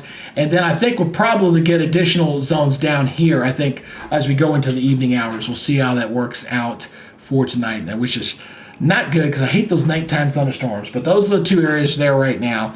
So right now, this also includes getting into Oklahoma City as well. So I'll probably need to add Oklahoma City camera here pretty soon as well. So what's driving this right now is we've got a pretty pronounced trough. You got a very, very deep trough right through here. So you've got some very cold air that's kind of coming down here like so. And out ahead of this, you've got some very strong southerly winds. So you got some very warm air there. So you got the nice little clash of the air masses, and you're getting the thunderstorms that are kind of forming along that confrontation between those two zones. All right, so that's what we're kind of seeing right now. And I mean, these are pretty healthy thunderstorms. You see, when you see cloud types erupting up, you know, they're not as intense yellow or reds like you see in the spring time, but these are 48,000 feet thunderstorms going into fall. Really not that bad. Those are pretty healthy thunderstorms that we're seeing right there. So again, we're watching the frontal system and this little impulse that's kind of riding along the jet stream right there. You've got the low, which is kind of this way, that's going to continue to track off there toward the north and east. And again, I'm really, really concerned about this zone right through here for the tornadoes going into the overnight hours. That's going to be my main concern going into the evening here right now. Let me clear that out real quick. There we go. All right. And watch the spotter network here. I'm kind of making sure. I see a couple of wind reports there, but nothing too bad right now. Kind of scanning up and down the line. A lot of spotters out there right now. Boy, a lot of them out there in force. Seeing a couple of these storm reports, 50-mile-per-hour winds there. I've got a lot of wind reports here. 60-mile-per-hour winds along that entire line. 1-inch hail being reported there. So looks like 60-mile-per-hour winds right along the path. That's that storm cell. It's now just to the south of Des Moines, showing that 60-mile-per-hour winds into that area right now. So I'll continue to watch those storm reports here. Go back over here to Radar Omega again. Kind of watching this right now. And seeing if we're going to get that. Again, I wasn't expecting a super tornado outbreak with this. I do expect that we're going to get a few tornadoes out of this. And maybe a couple potential strong ones. But I wasn't expecting a super outbreak here. But again, it only takes one. It only takes one. If it hits your house, and you know all about that, right? See a couple of these guys here heading on down to the south into Oklahoma. There is, he's not Connor. That's one of their regulars out there. He's not broadcasting just yet. And I got a couple guys here. See a couple of, this is Dragon Nation. Well, you see those winds again. That's been key. It's been very windy out in the plains. Yeah, it started yesterday, coming in today, and that's indicative of a strong pressure gradient. We got pretty good strong winds there blowing across the area, regardless of the storm. So those winds have been coming up to 70 miles per hour because the winds off the surface have been pretty robust. And looks like everybody's heading south. They're kind of, Corey's heading southward. Ooh, look at those clouds there. Ooh, I always like shots like that where you can see the sun kind of coming through. That's pretty cool.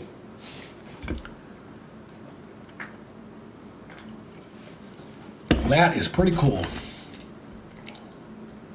Let's go back here. Before you guys leave, again, don't forget to hit that subscribe button. Hit that. Make sure you get those likes going again. We got to keep those likes going.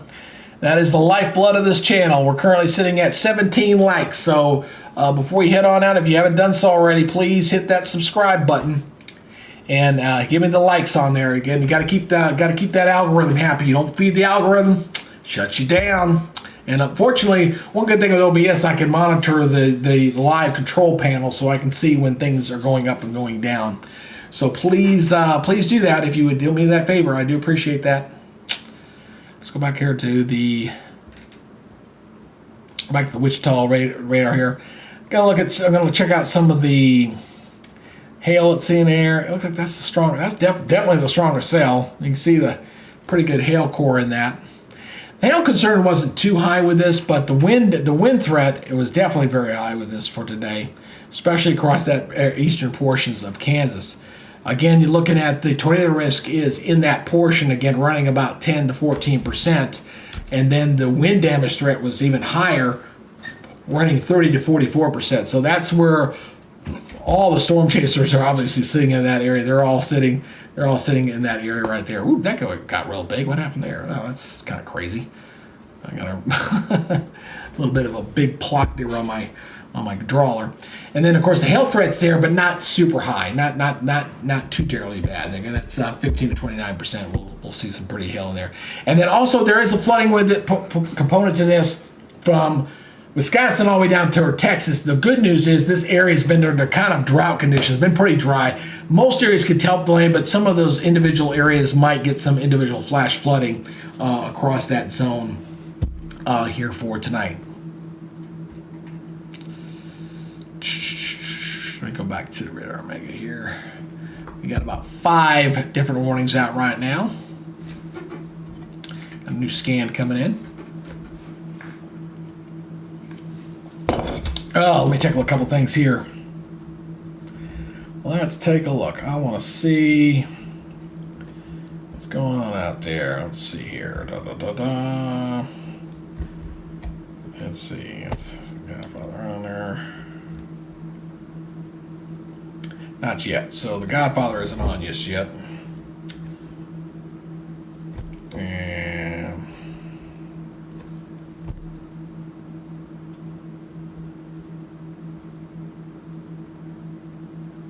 oh, I'm early on there.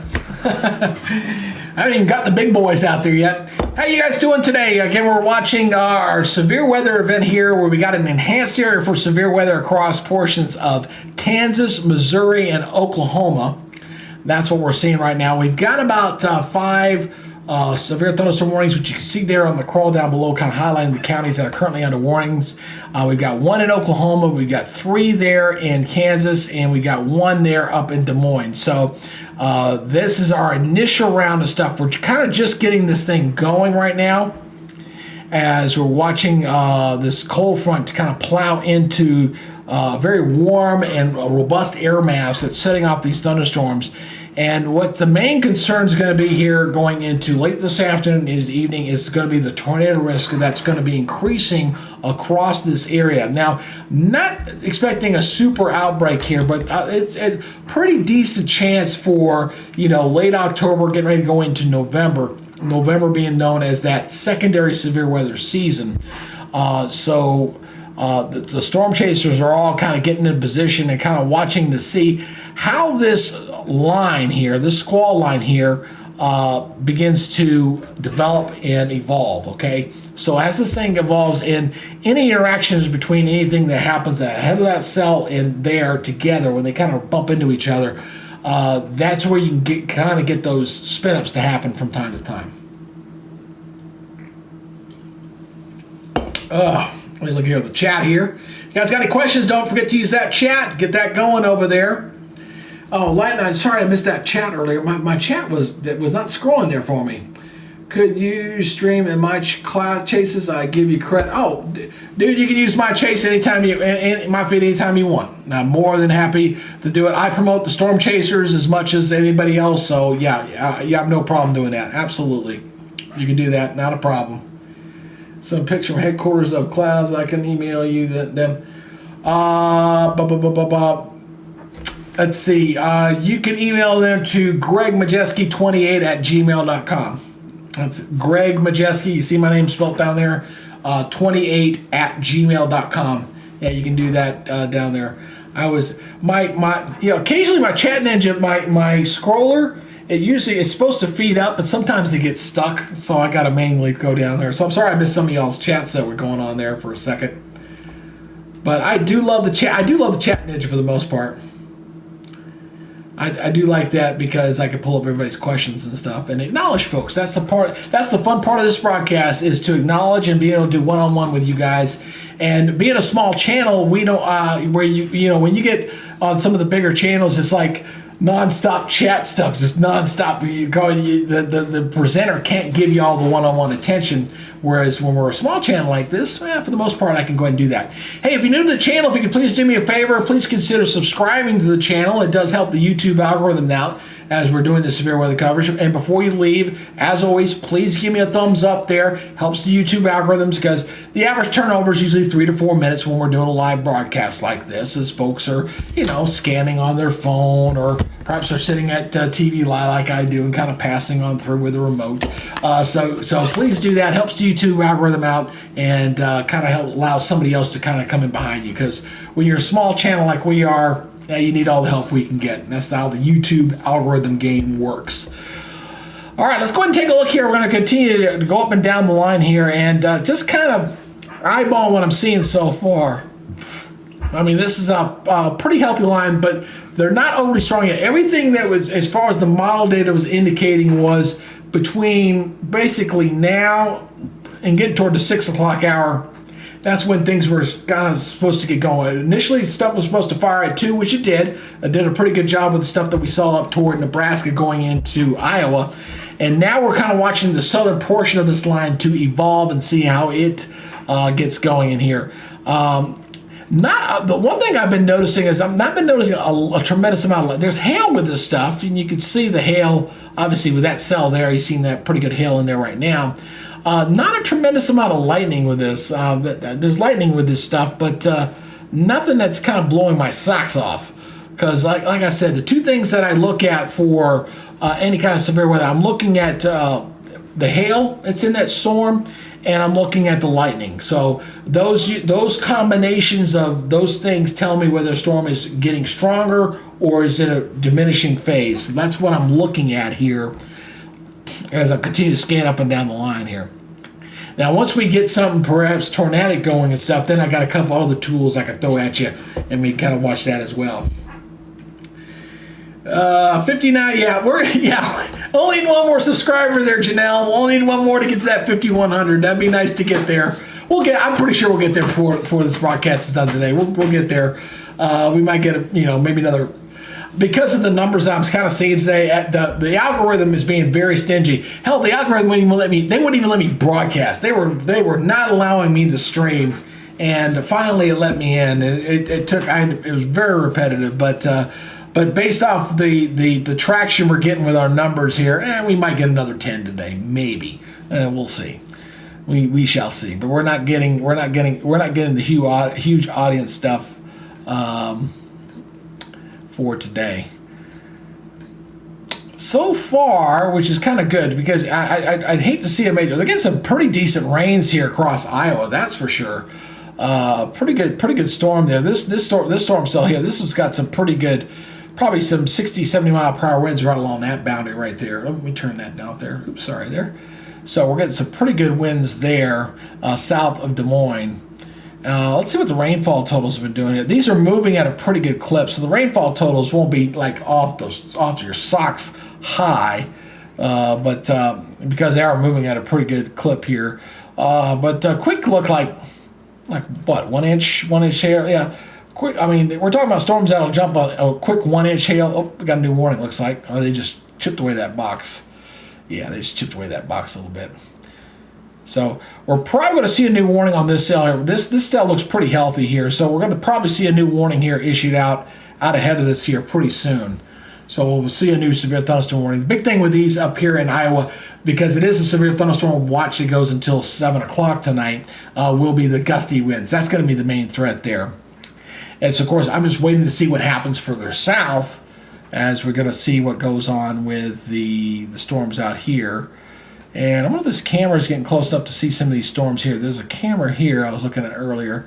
Dragon Nation, yeah, you can see the cloud deck there kind of lower. Getting a little darker there off the horizon. I think the camera's focusing in that direction. So as those storms get closer to this camera, we'll keep coming back to it and checking it out.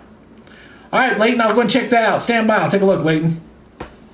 All right, saw that.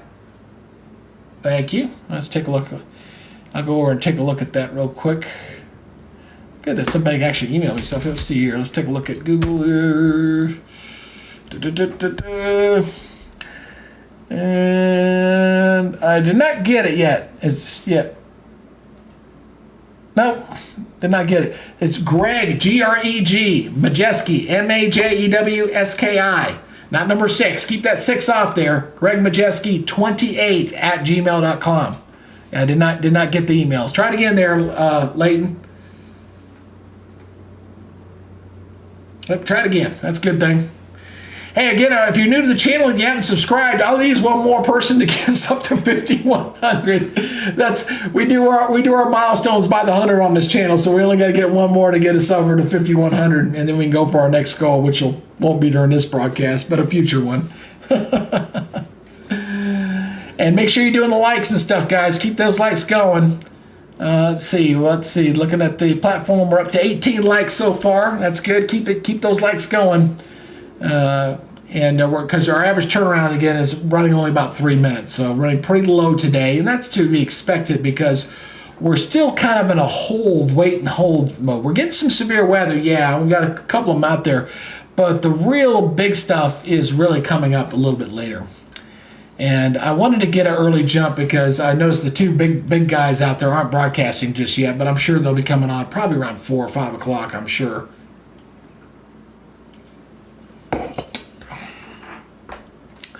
It's like some of these guys might be shifting down. It looks like Vince is heading down toward Oklahoma. Again, it's so important. The reason why the storm chasers are important. Again, I'm looking at the clouds here, and I'm not seeing the vertical lift here. Your cumulus clouds, yes, but they're not, not like a springtime situation where you're seeing cumulus bubbling clouds up all over the place. We do have surface cape and warmth there, but again, it's not the same as in the springtime. So it needs a couple of different lifting mechanism, like a cold front like we got coming into this, and obviously we're also looking at wind shear that's there as well. So these clouds, while he's driving, they just don't they look stable to me. They don't show the convective uplift with the thunderstorms. Now there's some in the area obviously over near the front, but where he is currently sitting right there, the air mass around him is pretty stable there. Let's see, this is another chaser. No. Yeah, same for him too. See how windy it is. It's been very breezy out there. See the flag there moving a little bit. So, seeing the new scan from the radar. Let's let that go around here for a second. Yeah, my wife just sent me something. Let me make sure the wife is here.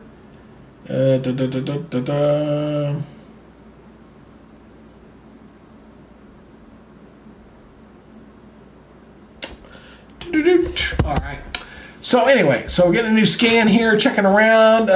Again, just kind of keep around here, looking at that cell. Yeah, these are moving at a really good clip. I mean, when you see the image when it lays down and you see that it really advances quite a bit, you can tell these things are moving at a very good clip.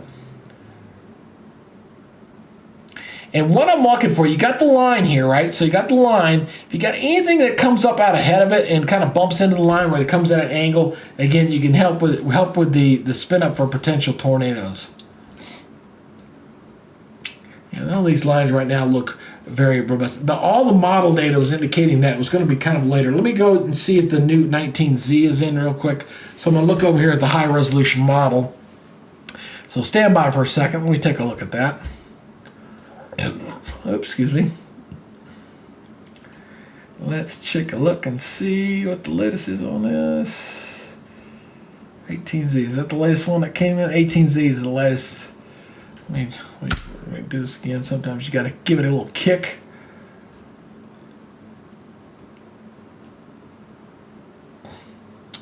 Let's see. Right now we're at we're coming up on 4 o'clock. So let me show you. Let me show you the example here. I want to show you guys the differences between what we're seeing currently and then what we're going to see a little bit later. So let me show you that real quick. Why does that come up for? All right, there we go. So we're looking here at the high resolution model data here. All right. So you see how it's currently at the 4 o'clock hour. Yeah, we got some storms, and this is lining up pretty good. You see it coming over. But watch what happens here as we progress into the evening hours.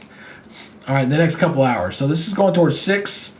Look at it, 7 o'clock. Look at it. Look how strong that line gets just in the last, going up till 8, 9 o'clock tonight. That really gets going there. So again, we're kind of watching the initial development of where we're at right there. So over the next couple hours, these cells, at least according to the high resolution model data, are going to start to grow in intensity as we go in toward the late afternoon into the early evening hours. That's where we're going to get there right now. So back to studio mode here. So we're down to 3 different warnings right now. I will say this much: these storms don't look like they're, as far as their actual size, they're fairly small, kind of compact. But you kind of see where this stuff's kind of merging in here with some of this activity. Yeah, that's what's going on with that right now. So hey, if you're new to the channel and you haven't subscribed yet, please consider subscribing. It'll be an honor and pleasure to be one of your weather YouTube nerds platforms out there. God knows there's plenty of us out there. And if you can do me a favor before you move on off, because the average turnaround on this little small channel is like 3 minutes, please leave a like in there as well. Helps the YouTube algorithm out to when you leave, somebody else can kind of come on in here a little bit. That's what you got to do when you're a small channel platform. And still looking for that one more subscriber to get us to that 5,100 milestone. That'd be pretty nice to have to get to that. And then we can work toward the next one, which will be 5,200. One step at a time. Now this is interesting here. There goes that scan there. And let me go back over here to the wall. One thing I'm noticing here with the camera here, and I'm going to go back over here to the weather wall. Seeing the lightning intensity starting to increase with this particular cell. Again, this is the main boundary, part of that main squall line that's going to be responsible. As this gets over toward Oklahoma City and into the southern portions of Kansas, where the tornado threat will start to increase. So as this thing moves off toward the east, and there's the new scan coming down here, there you go, you can see that the lightning intensity, when I start seeing the lightning going up, we start looking at the veil, that's that vertical lifted there, showing where the hail cores could be, integrated liquid. That is another platform that I'll be looking at. These aren't too bad down here. This is just kind of spotty, but this is looking a little healthier than what we were seeing just a few minutes ago. So continue to watch that closely. Continue to see how that develops here this afternoon. There's our cold front. This is our bad boy. And I mean, look at these temperatures back behind here, man. I mean, we're seeing temperatures out here in Kansas down in the 30s out here in the western portions of Kansas, but we're near 80 degrees out here. So you got a good, what's that? Almost 40 to 50 degree temperature swing right through there on either side of that front. I am so glad I figured out how to get that pin to work.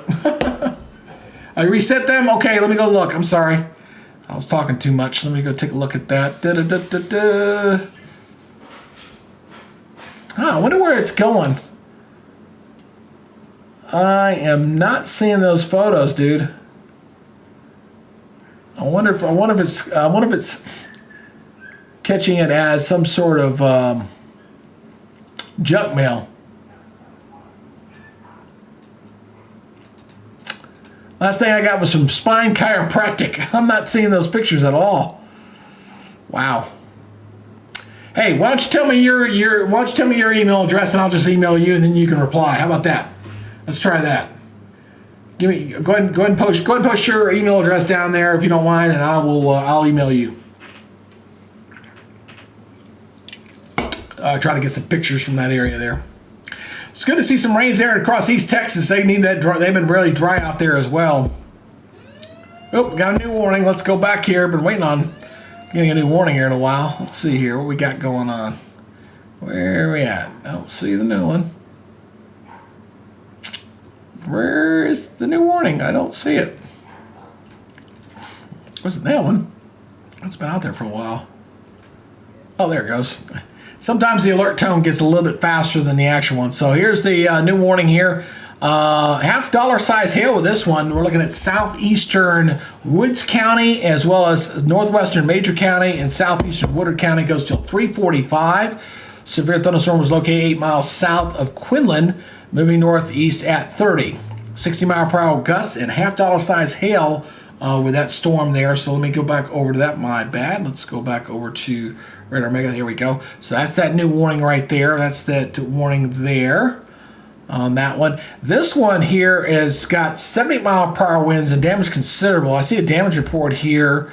The Mesonet here near Butler picked up 70-mile-per-hour winds. And thank you for the new subscriber. We did AR-51.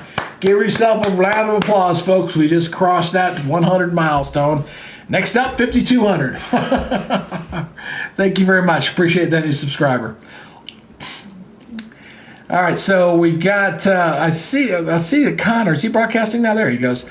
So again, Connor looks like he's going to try to intercept that line that's just off towards the east. Again, I'm looking at these clouds out ahead of the system, not seeing any, this is strictly being lifted by the front itself, because I'm not seeing anything where the clouds are going vertical out ahead of it. So it is definitely being lifted by two categories. The cold front itself, which is your lift, because we're not getting a lot of column of airs. Again, not unusual to see that this time of year. We do have surface cape, that's heat, but it's not very robust. So these clouds in here that I'm looking at are just not showing that vertical upshift. So what we're seeing, though, what that's telling me is these storms that we're seeing that are firing up back in here, they're being lifted by the cold front itself, all right? And so that's what we're seeing, that, and this is down toward Oklahoma. And then we got the other warning up here near Wichita, and that's actually a pretty robust storm. That's looking pretty healthy.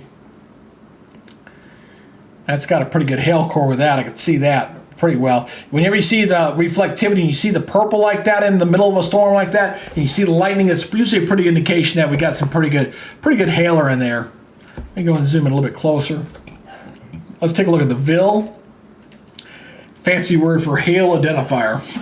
Yeah, whenever you see the gray, that's topping out. So you're probably looking at upwards maybe a $half size hail potential in there, just south of State Road 61. And it looks like that's going to get awfully close. Let's see how this is tracking. Yeah, it looks like it's going to get pretty close to the Hutchinson area there. Hutchinson and Yoder. Looks like we got some pretty good hailer there coming up in there right there. So, hey, if you're new to the channel, let me introduce myself. My name is Greg. I am your personal weatherman. That's how I like to sell myself here on our little channel. And if you haven't subscribed yet, to be an honor and privilege to be one of your weather sources out here in the YouTube universe, just hit that subscribe button. It's free. It doesn't cost you anything. And it kind of helps support the channel. So we got to get the subscribers. And if you're passing on through and you just at least give me a thumbs up. It kind of helps the YouTube algorithm as folks kind of come in and come out as we're doing this extended wall-to-wall coverage here for tonight. Probably going to go till probably 10 or 11 o'clock, I think, tonight, depending on how things develop. And because it's going to be as we head toward the 6 o'clock Eastern time that I really think the potential for tornadoes is going to start to go up there for this area. I want to look at some of the data here. Let's look at, no, not, I don't want the surface fronts here. I want to turn on the temperatures here a little bit. I'm looking at some of these temperatures here on the map. Boy, you can see the big drop off behind that front. Wow. Look at this. You got 70 sitting over here, 77, 82, 82 here. Look behind here. We're in the 50s here, 40s back here. Definitely got some clash of the air masses going on there. But you get on the wrong side of that front, it's going to drop like a rock. So, but the air is it's more moist. It's down in the 80s down here across portions of Oklahoma. Let me turn that off. It's a little bit of little information overload. I was just checking to see where that front was looking there. So let me see. Got to do an update on our streaming data here. We're up to 17 likes. If you can do me a favor, if you're one of the guys passing through again, help us with the YouTube algorithm and get those likes going. I appreciate it there. Email is, why is your well, your email's not coming. Oh, I guess it doesn't allow the emails to go through. Huh, that's interesting. That is very interesting. Oh, I got a couple of emails here, text messages to Stanbar. Good afternoon, Greg. Do you try to? Yes, we do.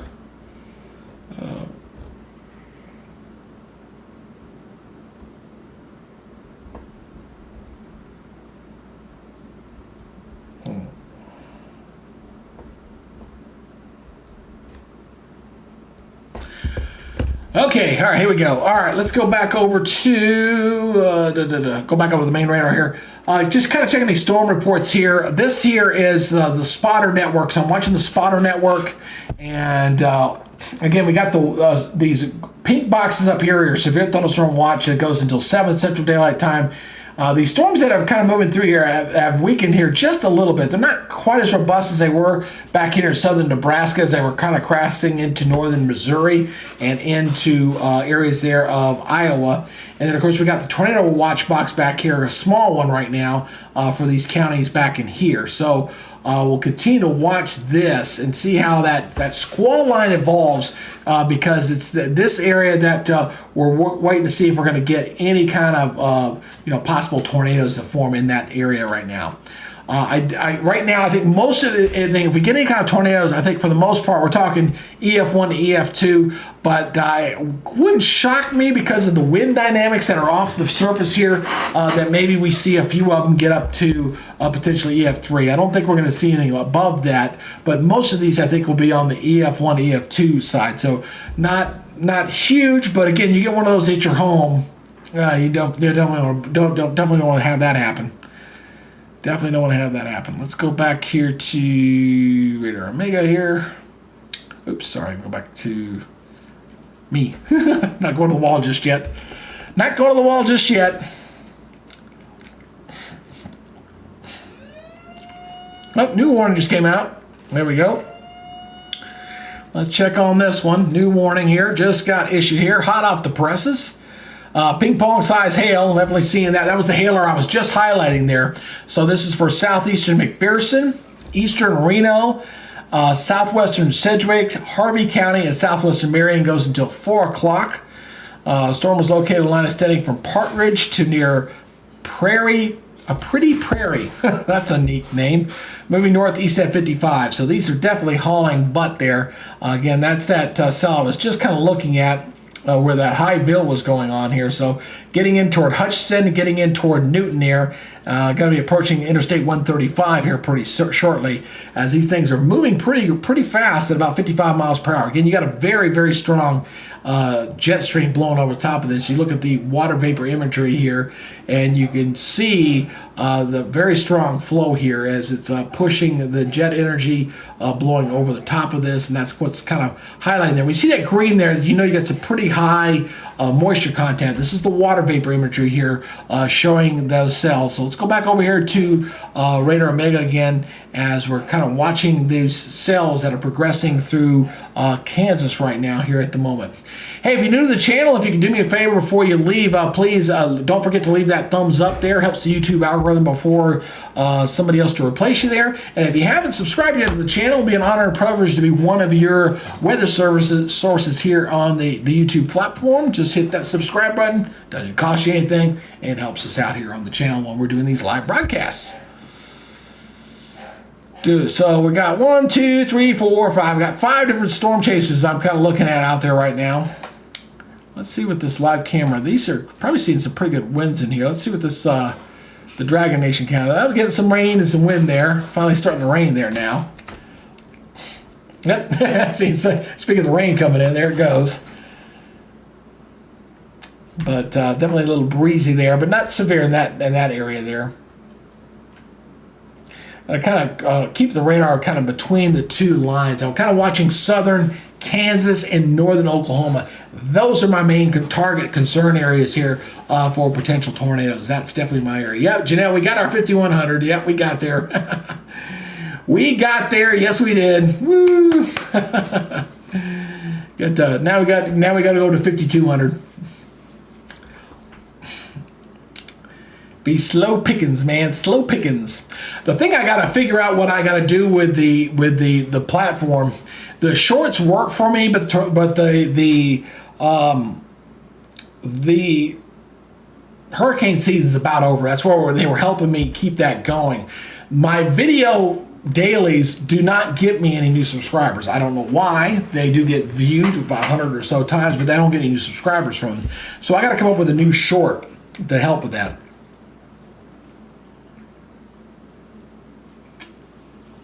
All right, got a new scan coming in. Let's watch and see what the scan updates here with these storms as that comes on around there. Coming from that northern Oklahoma radar there. We got Walker GA86 here asking about what it's going to look here for tomorrow. Well, the good news is that this is going to weaken quite a bit as it pushes off. There's going to be a marginal area for that in that area, and I can show you here on this platform here. Let me show you the day 2 outlook here real quick. The day 2. Is kind of covering this. It's coming basically coming in from southern Illinois in this area right here, and then kind of going in through Indianapolis and down to the south. So this will weaken a little bit here. Now, if you look at let me turn this back off here once again. The day 2, the marginal is going to be Indianapolis, Memphis, Fort Wayne, Shreveport, and Little Rock. And then marginal means just mainly gusty winds and stuff. But when you look at the outlook right now, just for your current look there, again, you got a marginal risk going in through a lot of Iowa, and that'll be during the early morning hours up to about 7, 8 o'clock. So again, nothing nearly as robust as what we're going to get here for late this afternoon, this evening in that enhanced area for right now. So for you there, Walker, C86 there in Illinois, your main concern is going to be mainly some gusty winds, and that's about it, okay? A tornado threat, I'm not worried about it for your guys. Any problem, that's why I'm here, man. That is why I'm here. Go back to Radar Omega here again. Let me slip this down again. I need to zoom back in. I'll tell you, this squall line is very thin. It is very, very thin.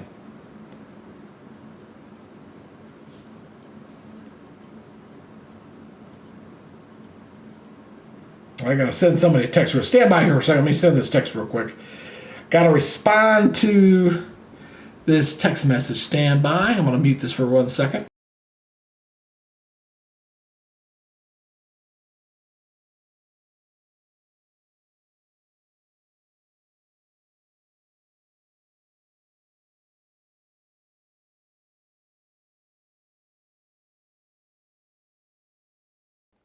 That's what you call multitasking, folks. That's what you call multitasking. But one thing I'm just noticing, watching this thing develop, is definitely a very thin squall line. It's not gonna take long to pass through as it's moving at a pretty good rate of speed. So very thin line. But again, the most intense part of this thing really kicks in around 6 o'clock or so, according to the high resolution model data. So we only got 4 warnings right now, and they're all 4 there right on your screen. You got a couple of them right here up in Kansas, and we got a couple of them in here back toward Oklahoma right now.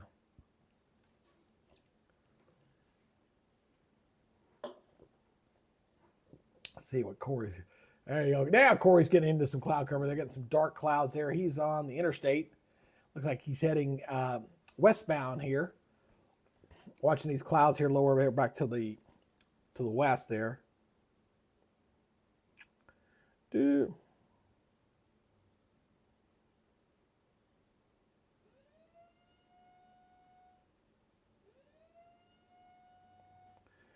All right, hold on 1 second.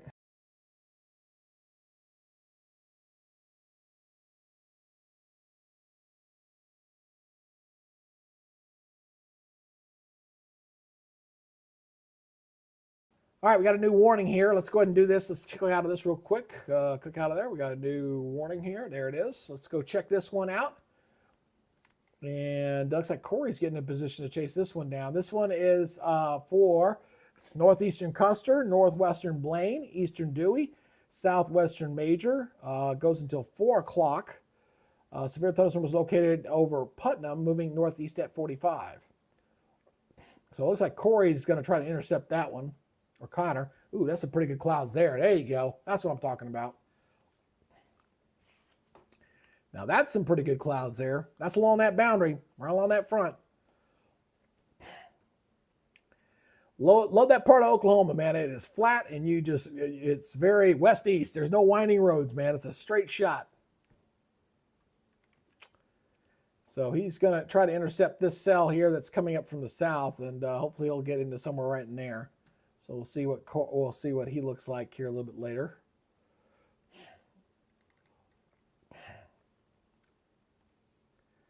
There's Corey's camera.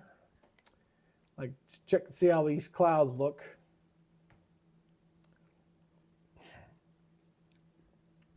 Ooh. I thought is that Brandon? Where's Brandon at? There's Brandon. Yeah, Brandon Brandon Koptic, by the way, and you can find him out on YouTube. He just did a bunch of upgrades on a lot of his stuff. He's got new cameras, new connections. That's probably the best picture I think I've seen.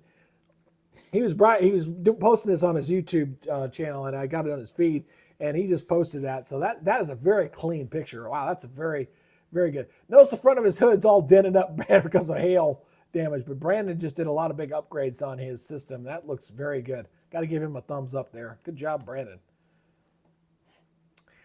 Brandon was one of the chasers. I think it was Brandon when we had the April outbreak back at the end of April this year. I went to his camera and he had a tornado that went right, couldn't have been more than 250 yards out in front of him, went right in front of him, took out a house in front of them. He, as soon as the tornado went off, he immediately went over there, got out of his car, and immediately ran over to help and make sure that those folks were okay. Yeah, a lot of the storm chasers, they don't play games. When they see somebody's been hurt, they stop and they take a look and make sure they help those folks out. All right, so the squall line here is starting to come together here. You're starting to see that thing fill in here a little bit. So, and you see all these little things here out in front of the radar. I'm just kind of waiting to see if we're going to get any kind of potential interaction between any activity that may develop out ahead of the main cold front. So that's where all the storm, the chasers aren't up here in Des Moines. I mean, they're getting some good rain and some storms up here, but there ain't nobody chasing up in here. They're not chasing in Iowa because there's rain and some thunderstorms up that way. Where they're chasing is down here in the southeastern portion of Kansas and getting into Oklahoma. So this is our target zone here for the next couple hours.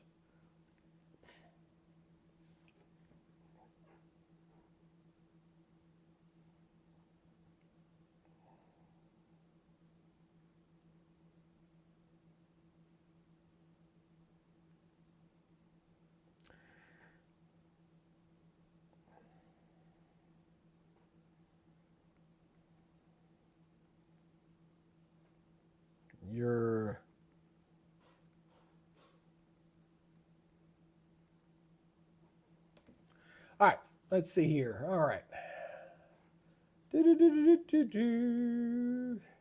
Cotter's getting closer.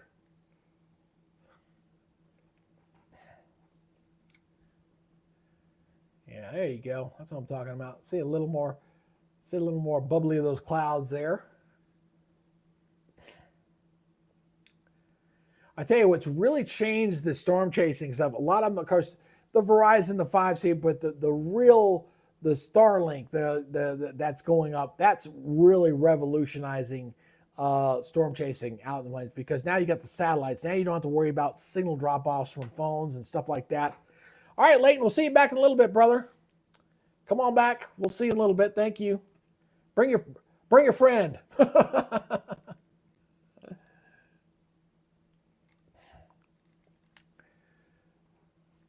But yeah, definitely. Hey, look at these guys. They're kids. They're so young. They make me feel old.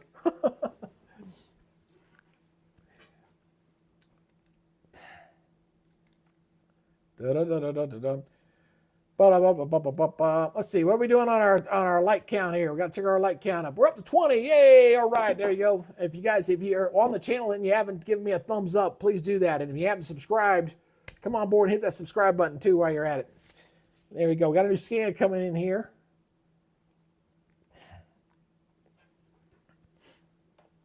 I got to fix that crawl, but I'm not going to worry about it right now. I just noticed my crawl is layered on top of my time date down below, so it's bothering me a little bit, but I'll fix it later. Here we got the scan coming around here, just kind of seeing what this thing does here. Yeah, the boy is moving at a pretty good clip, man. It's a pretty noticeable change in the scan. Definitely seeing that.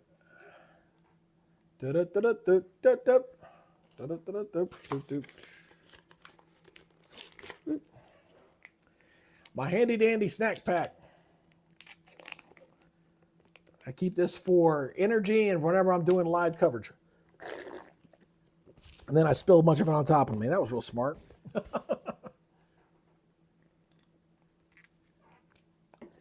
little fruit cup.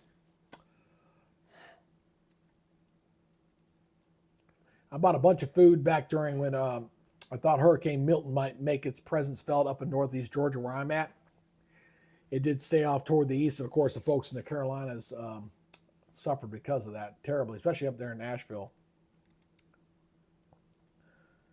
Let's see what's coming with these live cameras. Let's go back to the Wichita camera there, looking off toward the west there. Yeah, you're starting to see the cloud deck lower there a little bit. There in Wichita, Kansas. And this is up in Kansas City. They're getting some rain and some storms in their area there right now. And then down there to the south, this is the Tulsa one. The Tulsa camera probably that'll be more toward going into later tonight. But definitely starting to get a little darker out there.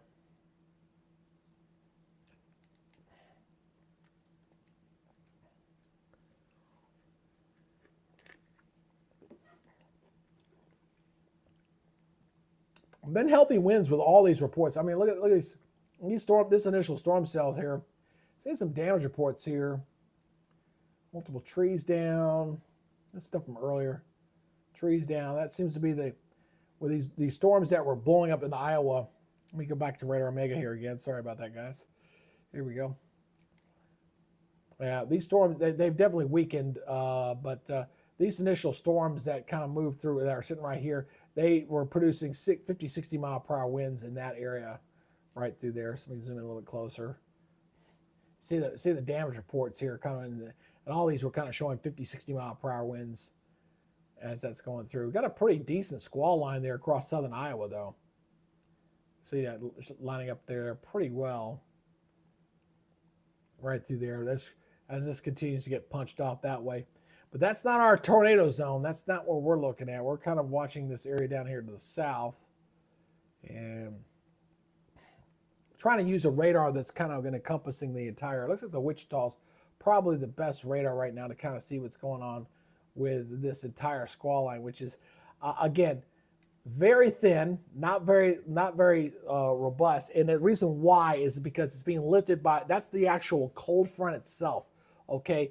The vertical lift or the lifting indices that you would typically see, like if we were like at a spring event, if it was maybe 5 or 6 degrees warmer, you would be getting a little more rough. Remember, we were looking at some of those cloud coverage with some of the chasers out front. They're relatively flat. They weren't really showing any vertical lift except where the front is. So the front itself is the galvanizing mechanism to lift these the air out ahead of it and setting off these thunderstorms. Not to mention that we've got a very strong jet stream and changing winds with height that are coming through there right now. So the best time for this was, right now we're at 4:20. So the best time this was going to go was going between 6 and 8 tonight. And that's where I think things will begin to degrade quickly.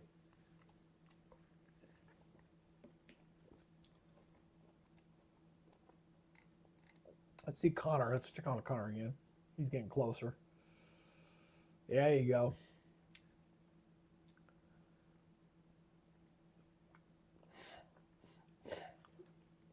But just to see what this looks like as he gets closer, to see what the cloud base looks like. He's still a little bit far off there, a little bit. Let's see how many miles he's from the storm. He is about. Here's that storm. Oops, I'm sorry. Oh, damn, I hit the wrong one. My bad. Hit this one. Turn you off. I always do that. I don't know why I always do that. He's about 30 miles away. He's roughly about 30 miles from there.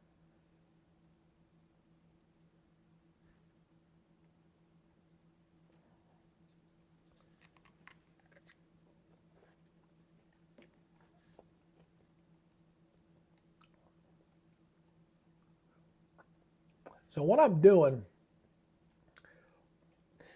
yeah, I'm scanning the line. That's the big thing. When you're doing wall-to-wall coverage and you're doing any kind of severe stuff, you're constantly looking for how things are evolving. So I'm kind of looking at these storms individually. So I'm looking for hail cores. I'm looking for anything lightning spikes in a particular area. I'm looking for any kind of convergence. Those are the things that I'm looking for, that I'm scanning. Okay. And right now, I mean, these are all healthy storms, but they're not. I think it's probably the reason why the initial tornado watches that were put out were fairly small area right now. To kind of seeing how this squall line kind of evolves. There's that 70-mile-per-hour wind earlier. That was the Mesonet report. And we just hit 200 views here for today. Again, thank you guys. I appreciate that. We've been on the air here for coming up on 2 hours. So, and there we go. And if you are new to the channel, I'd like to personally invite you to please subscribe to the channel. It'd be an honor and pleasure to have you on board here. Make sure before you leave off, again, you got to play the YouTube algorithm game. That means you got to leave that thumbs up. And if you got any questions, please use the chat there. We got a lot of good chats going on there, and I do have the ability to pull up your questions and answer them as well. All right, got a new severe thunderstorm warning. Let's go check out this one again along that squall line. That's getting really close here. All right, so again, we're looking at southeastern Barber County. This goes until 3:45. Severe thunderstorm was located 9 miles south of Medicine Lodge. Okay. Moving northeast at 60. That is hauling butt. That is hauling it right through there. So I've got a pretty good, nice little, again, that squall line continues to get a little more invigorated here as this continues to move off toward the east as general. And again, that whole line is just kind of starting to come together.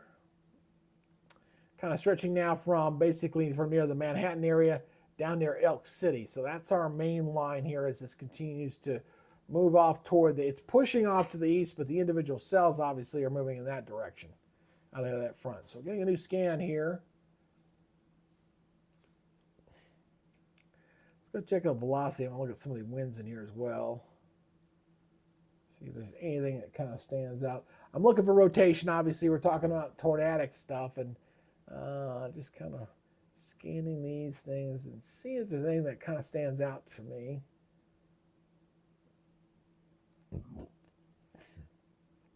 So when you're looking at storm relative velocity, you're kind of looking for the red and the greens. That's winds going away and toward the radar. So you're looking for wind shear in there. And so far, it's been pretty good. Not looking too bad. I mean, we got this is showing, seeing the reds and greens here, showing some broad, weak rotation in there, but not tornadic yet. So we'll see how that evolves here over the next few hours. Oops, let me see what's going on over in here. End of day stuff going on here. Let's see. All right. And I got to also remember to swap out my microphone. Actually, I probably need to do that now. I've been on this one for a couple hours, so let me grab my other microphone here, and I'll put this one back. And I wear the wireless microphone here, so when I want to go to the weather wall, I can do that. So I'm not projecting from stuff. I'm really looking forward to getting my teleprompter, though, this Christmas. I'm looking forward to that. Because the teleprompter will allow me to not only obviously read scripts and stuff, but the big thing is when I'm at the wall and I'm looking forward, I can see myself. Because right now I fake it. I got a side monitor, but I don't have a front monitor. So I'm looking forward to having that.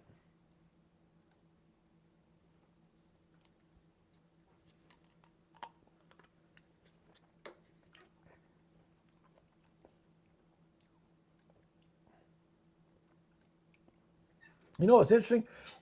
Hey guys, some of y'all, Janelle and stuff, y'all appreciate this. When I had the other day, I think it was like 3 days ago, for some reason, and I don't know why, YouTube algorithm is kind of weird. My Helene live coverage from Helene had a day where the monetization, I think it made like $7, there was a spike in viewership on that live coverage during the Helene storm. I have no idea why, but it did. I was like, okay, that's fine by me. But had some additional viewers on that one, which were pretty, to get $7, that means you had a pretty decent look through. People were watching that coverage. I can't figure out the whole YouTube thing. I had one video I posted end of December going into January, and it went like 85,000, way higher than it probably should have. Gained a lot of new subscribers from that particular video, and I had like one other one that got close, but I never had another one again. So it's so weird how that damn algorithm game works.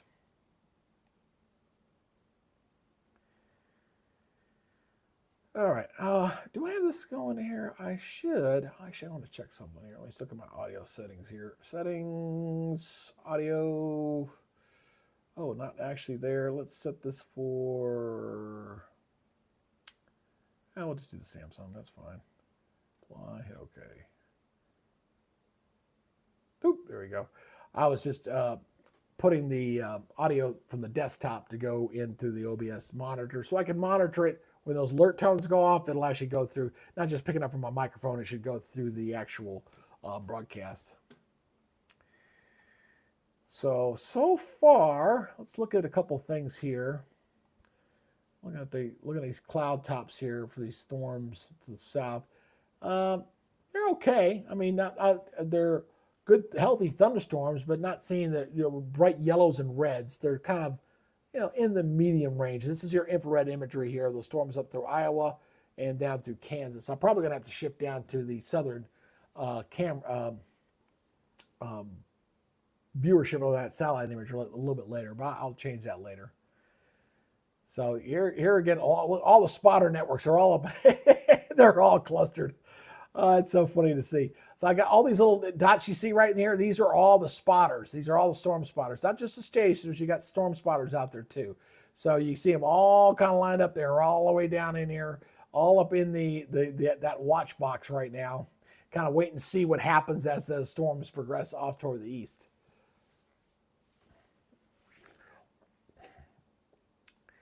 And go back to Radar Omega here again. See a couple of 60. I got 60-mile-per-hour winds there. Strange spotter, 50, 60-mile-per-hour winds. Pea-size hail. That's not too bad.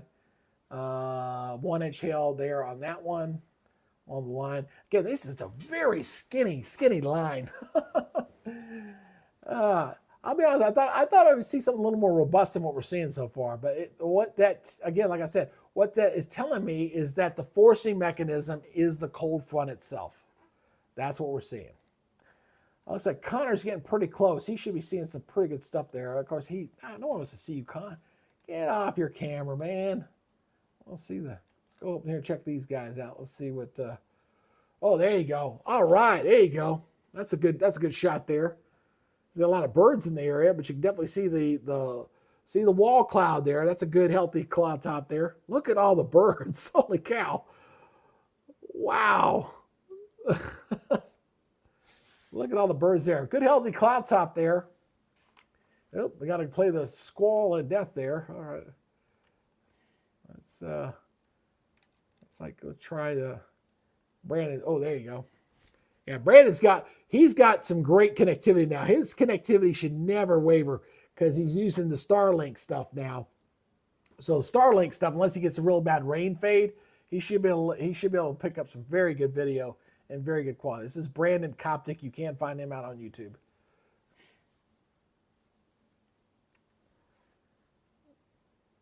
You see his camera view there as we're looking at that.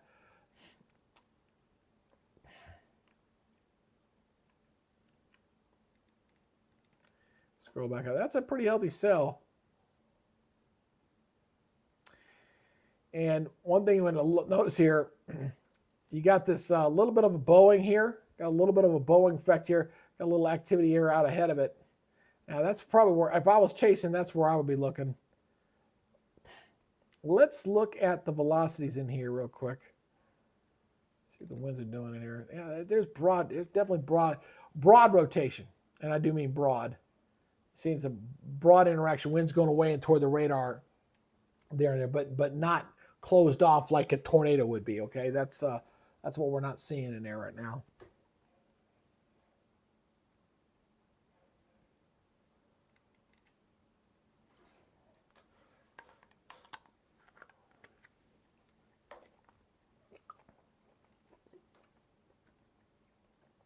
All right.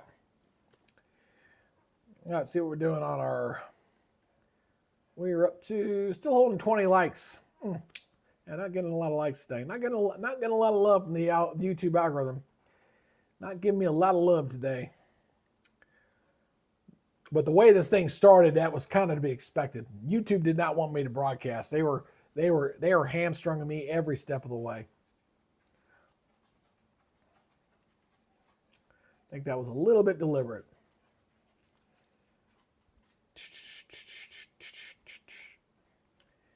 Kind of watching this. We got four severe thunderstorm warnings right now. 1, 2, 3, 4. There's our 4. Again, stretching from southern Kansas back to northern Oklahoma. That's our stuff right there.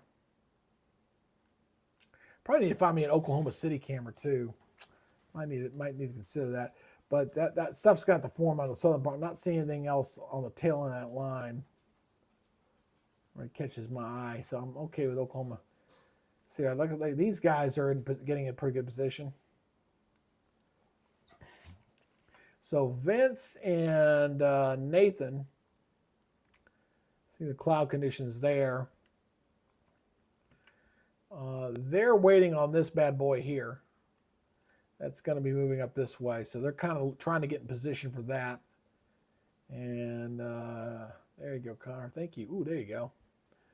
They had a camera on themselves earlier. I was like, I don't want to see you. Come on. What's interesting is that as close as they are, I'm not seeing, can't see the cloud base very well, the lower level. Obviously, when you look at a severe thunderstorm, you're going to be looking for the southwest portion of it to kind of figure out if you got any kind of rotation. For example, so if I was looking at the cell, we're kind of looking down here to see if we're going to get anything that kind of potentially develop. It doesn't look that impressive. I don't see anything on there as far as reflectivity look that would say, hey, we got a possible tornado there. But you're always kind of looking at the southwest portion of a thunderstorm.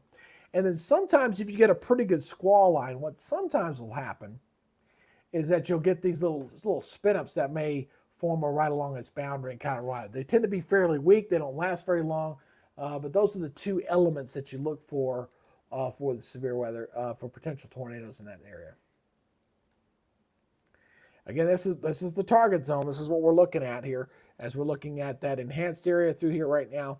And the algorithm pretty much has shut me down, guys. So right now we got Janelle and Rajel and Leighton. You guys are the only 3 out there watching. So the YouTube algorithm has pretty much shut me down. I'm gonna keep talking to you guys. That's fine. But YouTube shut me down. And I suspected that was going to be what was going to happen today because of the fact it would not let me on, and I kept having to come back, and finally got on. So not that unexpected. I kind of figured that was going to happen because YouTube was being very stingy with me today. They were not going to let me on. Oh, really? Your lag is on the internet? I didn't know that. I didn't know. Let me go back here to right here. Yeah, we're kind of in a still kind of feel like I'm in a little bit of a holding pattern. You know, we're kind of waiting and seeing because it's 4:30, and we're getting stuff to develop, but it hasn't really been that bad so far. I mean, it's a decent squall line, but it is all force lifted from the cold front.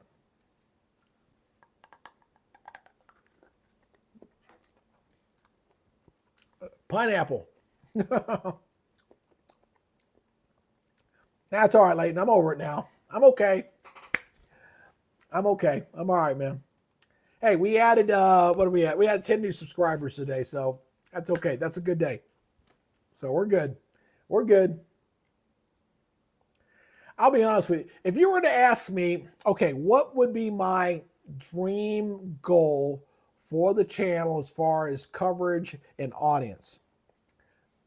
Again, just my dream.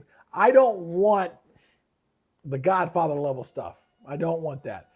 I'd be happy with something where I got maybe a couple thousand viewers on at a time, just a couple thousand. Now I'm not talking 10, not 20. Some of these bigger channels, you give me about 1,000 or so viewers. I'd be very happy with that.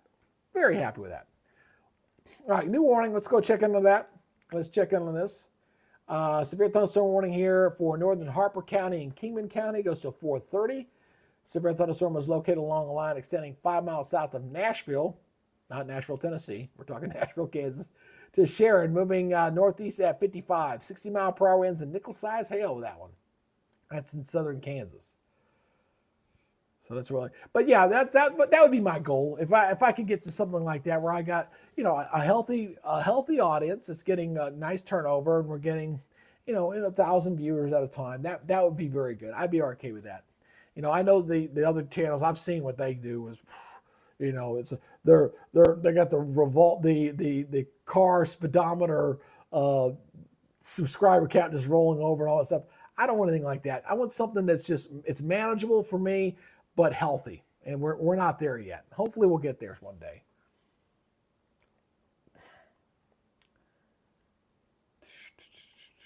Let's see what he's looking like down here. Let's take a look here. Ooh, there you go. Hey, that's a healthy looking wall cloud. There you go. Check that out, guys. Hey, brother, we're going to get there. Oh, dude, man, I hate when I get the lag there. We're going to get there. One subscriber at a time. That's how we like to do it here, man. That's a healthy looking wall cloud there, man. Looks like it kind of looks like a state that looks like that little bit of a spaceship type effect. That's a healthy wall cloud, absolutely.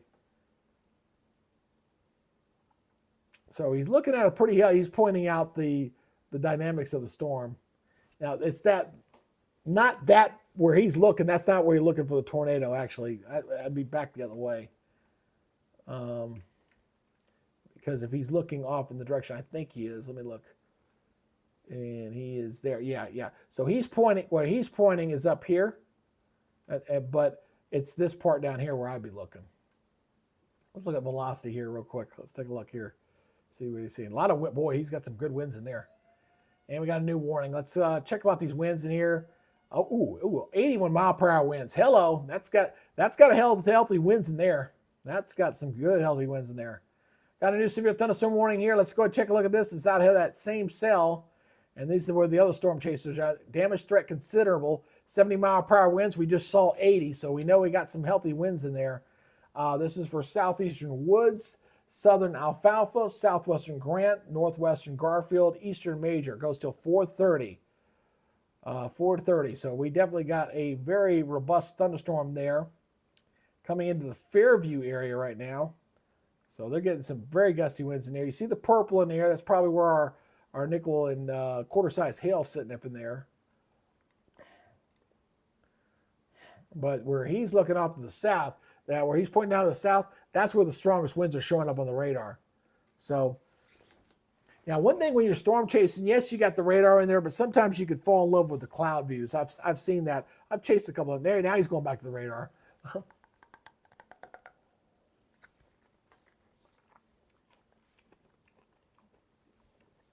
So that is the Radar Omega, the app there of like your mobile device. And that's what he's looking at right there. So that's the same thing. Now he's looking down here toward Elk City. The stuff. Now the lightning here is starting to increase down here as well. So I'm starting to see the lightning start to increase down here in the southern portion of this line. Hey, if you're new to the channel and you're passing on through again, please don't hesitate to give me a thumbs up there if you can. And if you haven't subscribed yet to the channel, please consider it. It'd be an honor and pleasure to have you on board here as a member of the Weather Nerds family. As we're kind of watching, we're kind of getting now closer to 5 o'clock. So I'm starting to see some indications this line is starting to get a little healthier looking. All up and down here across southern Kansas and Oklahoma. Let's go back here to that's the Kansas City site. This is the Wichita, Kansas site there. And kind of looking back off toward the west. So we're looking at these storms back here. We go back to Radar Omega. So that's that where I just surrounded there. We're looking at the camera there. So that is that one. And then looking awfully dark there in Kansas. Let's go back up here toward Kansas City.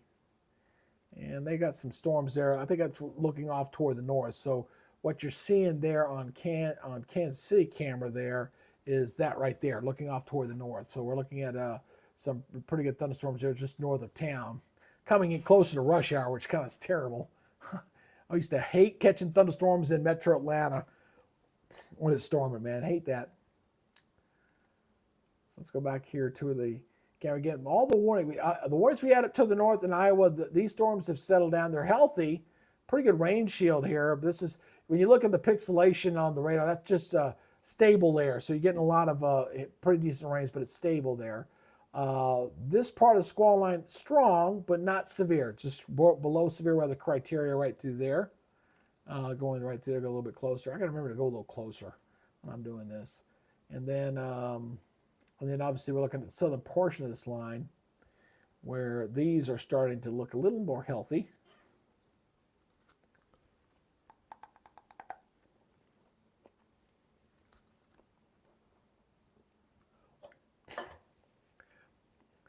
I don't know, guys. I got to get me another drink. I'll be right back, and I got to go to the bathroom real quick. So stand by for a second. I'll be right back. Oh, stand by.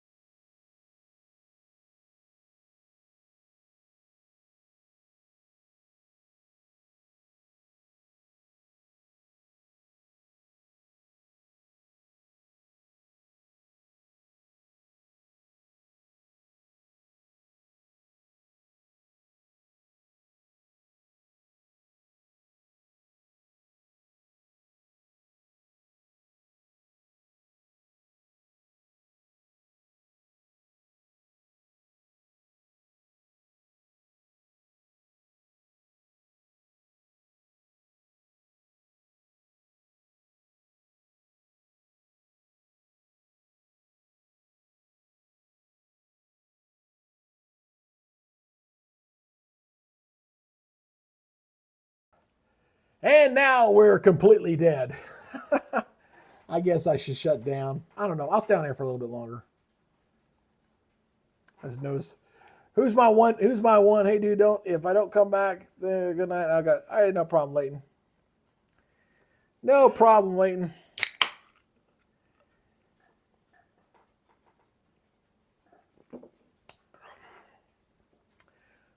I was hoping I would have a more robust audience tonight, but we're not going to get there. This is also looking like not a really big. I thought that this would look a little healthier with the surface cape that we're seeing, but the clouds were all being forced by the front. Let's see, Corey's. There we go. Nice looking. He's looking at I'm looking at the cloud bases here.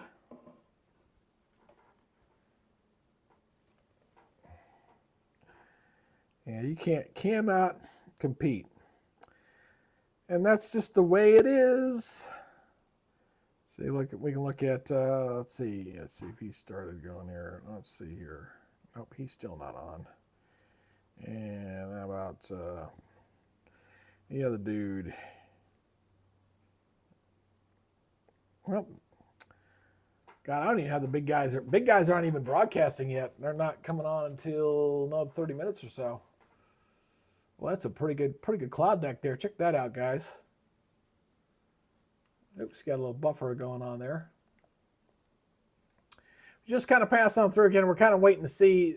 We're getting it closer and closer to the prime time when we thought some of this severe weather really be getting underway, especially with this enhanced area of severe weather there across Kansas, parts of Missouri, and portions of northern Oklahoma. And that's where our highest tornado risk is going to be, across a big portion of eastern Kansas right now, as the squall lines come in development. Now, the only thing I see lacking with this stuff to get this going is because the columns of air out ahead of it did not appear to be lifting very well, at least no vertical motion there. I don't know if we're going to get any real interaction. Thank you for the new subscriber there, by the way. Thank you very much.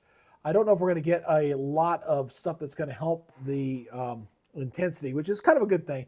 What you look for here is you see some of this stuff out here. You see some of this little small activity here that's forming out ahead of it. When you look at how they interact with a squall line coming in, sometimes you can get additional spin there. And this is the prime zone for the tornadoes that are expected to get. Most of these I was expecting were going to be on the weak side. You know, maybe an outside chance you might see someone get up to an EF3, but I think most of these were going to be EF1 to EF2 type tornadoes here for today. And so, and the fact that the squall line is fairly tight, not very big, tells me again that we're just not getting a lot of lift out ahead of it, outside of the front itself as the lifting mechanism. Well, he's got to be real close to this now. Let's see what kind of. Oh, come on! I don't want to see your. Dang. Let's go check on these guys up here. Ooh, Brandon's in the soup. Brandon's in the soup. Oh, look at that Mamatis. That's healthy. That's nice. Mamatis clouds. They're to the right side over here. You see the contrast between the bright sunshine out ahead of it and the storm cloud that he's in. Very nice. He's got two cameras going, one on the front and one on the back, on the roof cam that you see there. That's neat. He's done some nice upgrades. I give him kudos for that. Let's see what Corey's camera looks like. Oh, yeah, there you go. Very nice. Got a new severe thunderstorm warnings back up. Let's take a look. Where we got here? Where's our new warning? Oh, down here, the southern part of this line getting fired up. There we go. Starting to see a little action. 70-mile-per-hour winds. This is for Washita, northeast of Kawa. I'm butchering these, I apologize. East central Harmon, Greer County, and southeastern Beckham County. This goes until 4:30. Storm capable of producing a severe thunderstorm. Wind gusts of 74 measured at the Gold and Harmon County. Wow. They're already getting some hurricane force gusts in there, quarter-size hail. Now, these mean some business. Of course, that means Oklahoma City needs to watch that along that line to see how that progresses off toward the east there. Firebird subscribed. All righty. Let's see what these guys. Let's see what Vince. Let's see. He's on the move. See how he intercepts this stuff. I want to use these I want to use these storm chaser cameras as much as possible before it gets too dark. So they got maybe another hour and a half or so of some decent light. So I want to keep going back to these guys as much as I can. Let's see here, Nathan's camera. He's kind of stationary for the moment. I really can't see too well. I don't like that.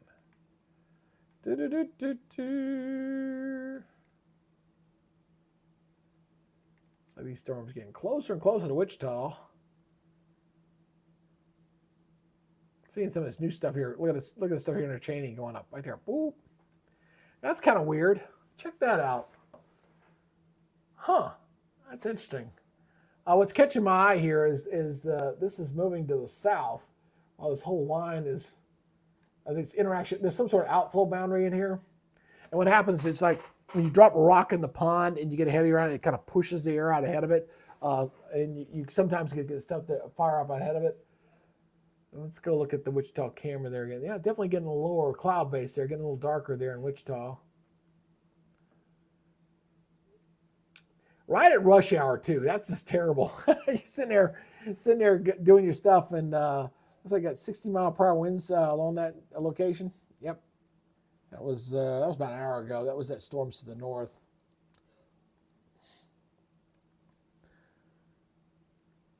So seeing that good. So we got 5 warnings right now. There they all are right there. So kind of lining up from southern Kansas down to almost southern Oklahoma, almost touching the Texas border there, coming up through here.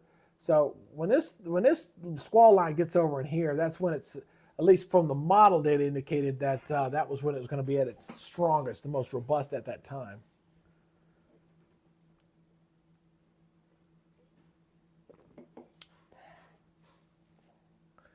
Let me get off this real quick. Go back over the hill. There's our front. I was just seeing if that had updated any there. Yeah, kind of cold back. It's amazing. It's 33 degrees there in western Kansas, and it's 80 degrees there. So here, 33 degrees and 80 degrees.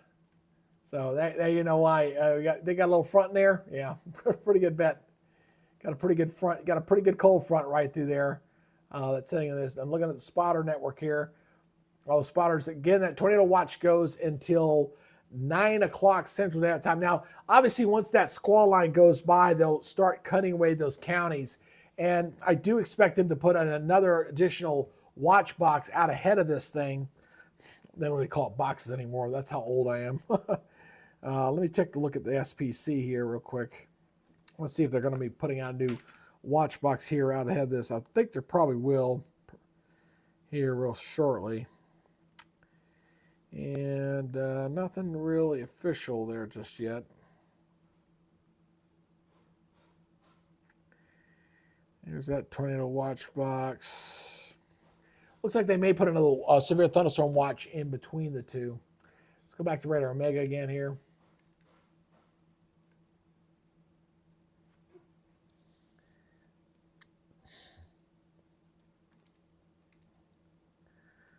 So I'm watching these storms here to the north real quick.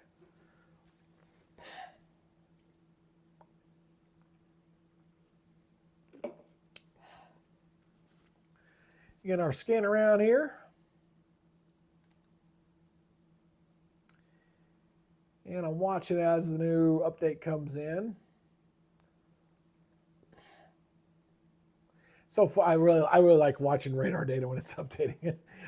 That's the weather geek in me there, man.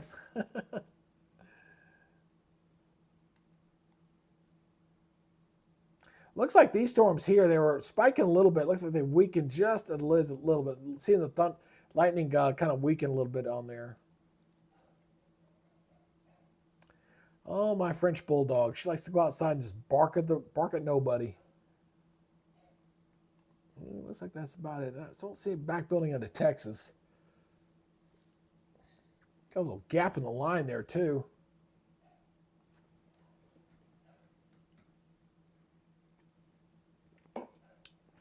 Let me see if the wife can somebody. Let's see here. I'm going to ask her to bring home some food.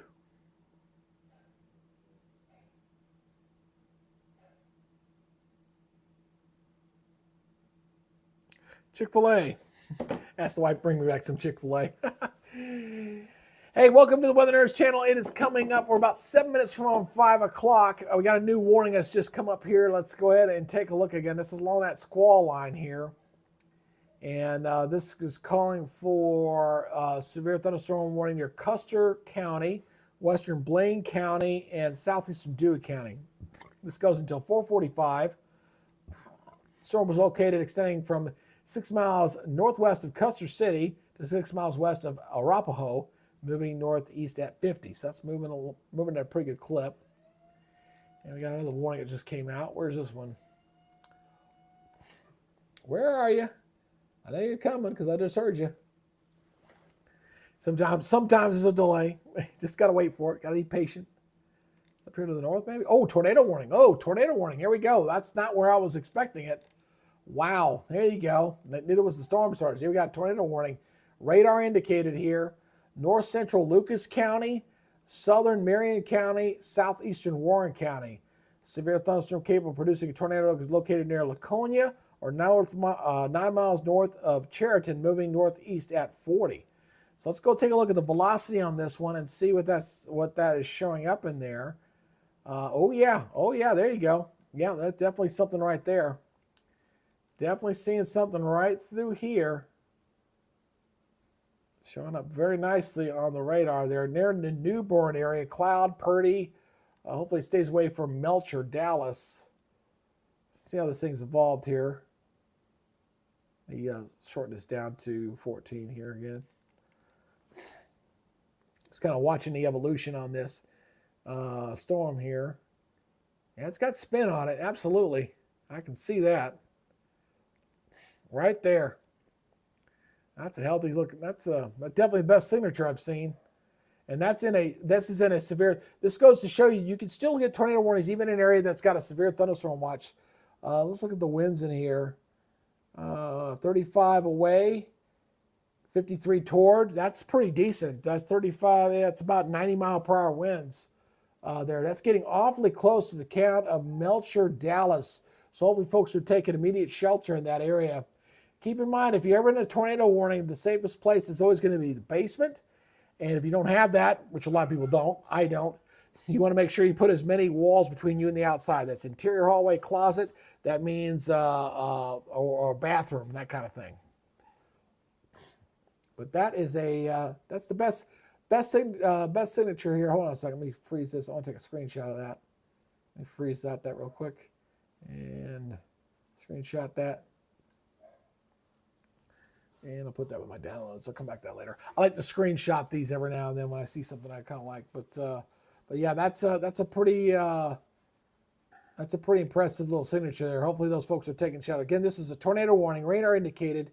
This is for north central Lucas County, southern Marion County, and southwestern Warren County. Goes till 4:30 on that one. And that was not where, that's not even in the tornado watch area. So it just goes to show you again, just because you're on a severe thunderstorm watch does not mean that you don't get the opportunity to perhaps get tornadoes, because they do happen. Now again, the main area where we're expecting the tornadoes to become a problem, we haven't got there yet. That's going to happen here as we go into the evening hours.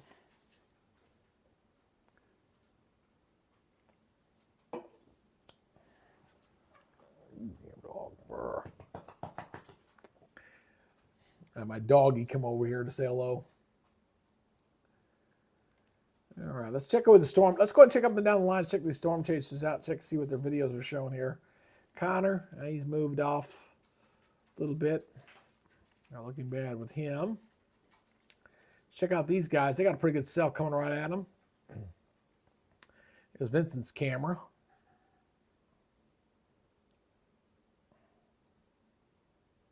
Now, if you get the Radar Omega app, it'll give you all the information on all these guys. And let's check out to Nathan Moore. He's kind of stationary. He's been sitting there for a while. His camera's not that impressive. There's our new scan coming through. Let's go check up on Brandon and the guys up here. Ooh, yeah, that still looks pretty good.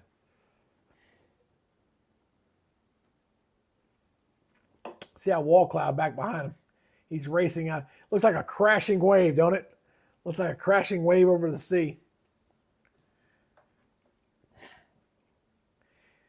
Don't forget to hit that like button before y'all leave if you're doing that favor. There you go. There you go. Somebody just hit that like button. Thank you. I see that when it goes off there. And if you haven't subscribed yet, hit that subscribe button too. We do appreciate you guys supporting the channel. Yeah, we're not getting a huge audience today. That's okay. We're having fun. That's all that matters. Let's go back over here to the Radar Omega here again. There we go. All right. So I can see that wall cloud there. That's real pretty. I'm not sure what kind of filter he's using on that camera.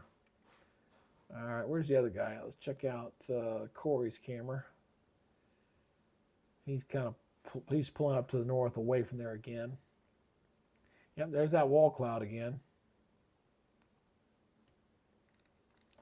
Let's look over to velocity mode here, see if there's anything in there. Yeah, just some gusty winds, not seeing anything.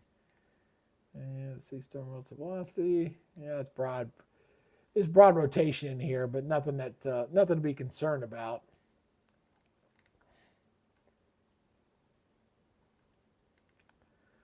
I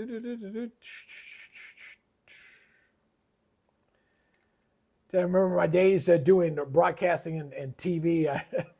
We'd sit there and be tracking this stuff, and you'd be doing one warning after another. Some stations are different than others, depending on the policy. You know, if they get severe thunderstorm warning, some of them, they'll just let it go on the crawl until the storms get into like the actual town. So say, for example, I'll give you an example. Say I'm in, maybe the Plain State's not the best example, but we'll say I'm in Tulsa. And I got some storms in my DMA, which is my viewership area. They'll let the crawl go on the bottom with the data, but they'll wait until it's actually into the actual city before they actually cut in and do the live broadcast in some stations.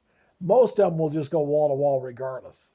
And of course, what I used to love when I did television is whenever we would be in Atlanta and we'd be getting tornado warnings and stuff like that going on in the viewing area.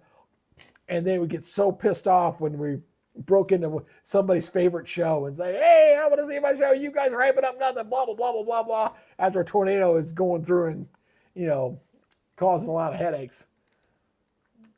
I used to hate that. Now as my own YouTuber, I can do this whatever I want.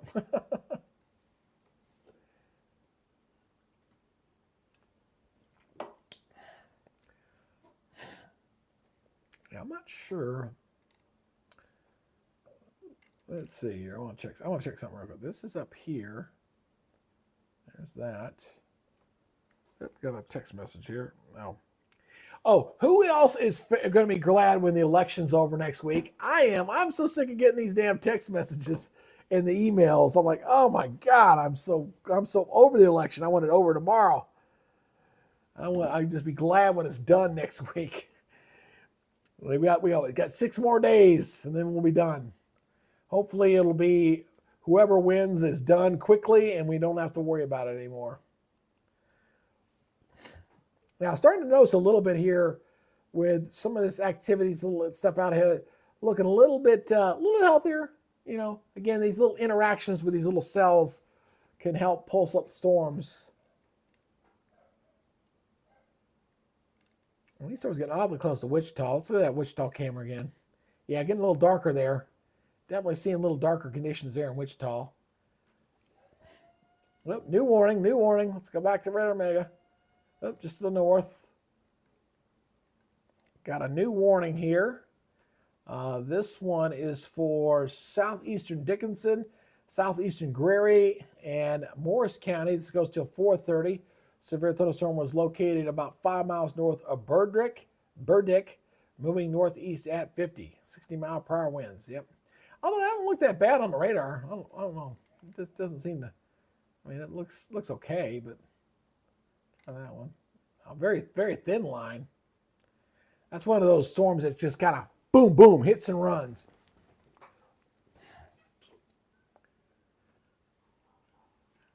Let's go back up here to the Des Moines radar. I want to double check this tornado warning up here again. It's radar indicated. This is for north central Lucas County, southern Marion, and Warren County here. I'm going to go back to velocity mode on this one. It looks like past to the south. Looks like a couple of areas spun up on there. Whatever's spinning there looks like it was spinning up just to the south of the Melcher, Dallas area. What a name, Melcher, Dallas. It's kind of a weird name for a town. So you see it coming on Knoxville. I don't know if they're going to extend that one out. That looks pretty weak to me. But we shall see. That one's got another 26 minutes on that warning.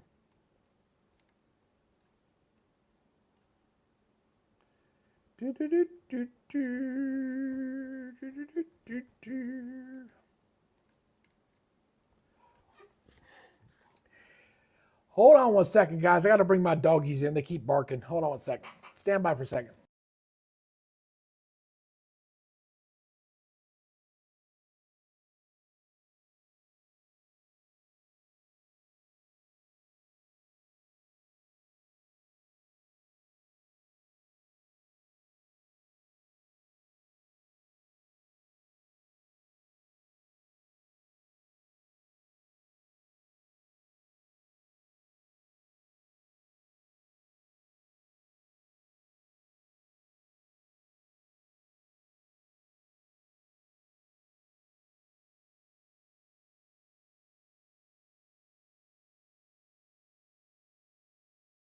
Sorry about that. French bulldogs love to bark. I do like it better when I have an audience. Maybe one of these days I'll get one. Let's see here. I guess I need to consider perhaps even, I don't know, I've never tried. I want to check something here real quick, just for, let's see here. Let's see. I'll try something here. Let's see. Can you buy viewers on YouTube during a live broadcast? Can you buy views on YouTube during a live broadcast? That's what I'm looking for. So I'm kind of looking here. I was want to look and see. The algorithm's shutting me off. It's already shut me down. So I'm not getting anything new to kind of come in here. So my YouTube live views instant stream from $2. I don't know how they do this though. 50 live views, 100 live views, 50. I'm not even sure how this even works. 1,000 views delivered instantly. Yeah, I don't know. I that's something I'm gonna have to look at for the future. I'll need to see if that's even worth it. Let's see. I'm reading this right here. Has buying viewers become a necessary way of life for indie artists? Oh, that's not indie artists. Who cares about that?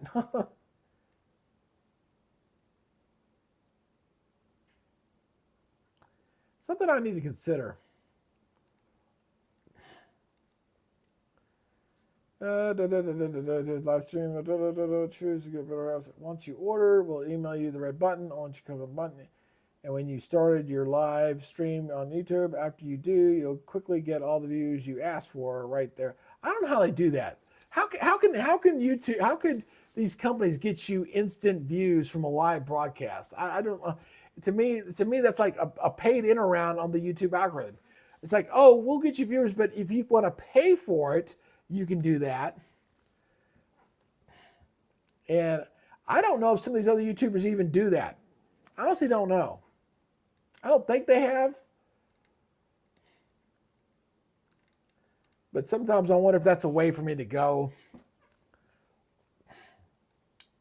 to do that. I'm not going to do it for this one. Maybe a future storm, but not for this.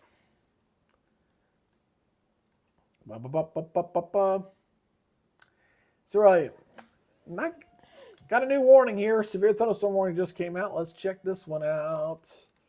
This is on the north part of that cell. 70-mile-per-hour winds here. This is for west central K County, east central Alfalfa, Grant County, and north central Garfield. Goes until 5 o'clock. Severe thunderstorm was located over Guthrie, moving northeast at 60. 70-mile-per-hour winds and quarter-size hail with this one.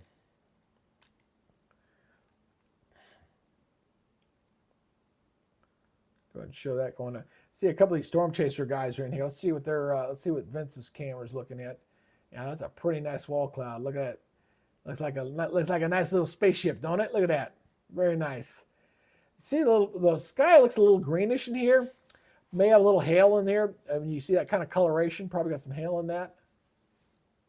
I'll lay to bet the odds when I stop this and I look at the bill. I can guarantee we've got some hail in there. Oh, yeah. That's showing up nice.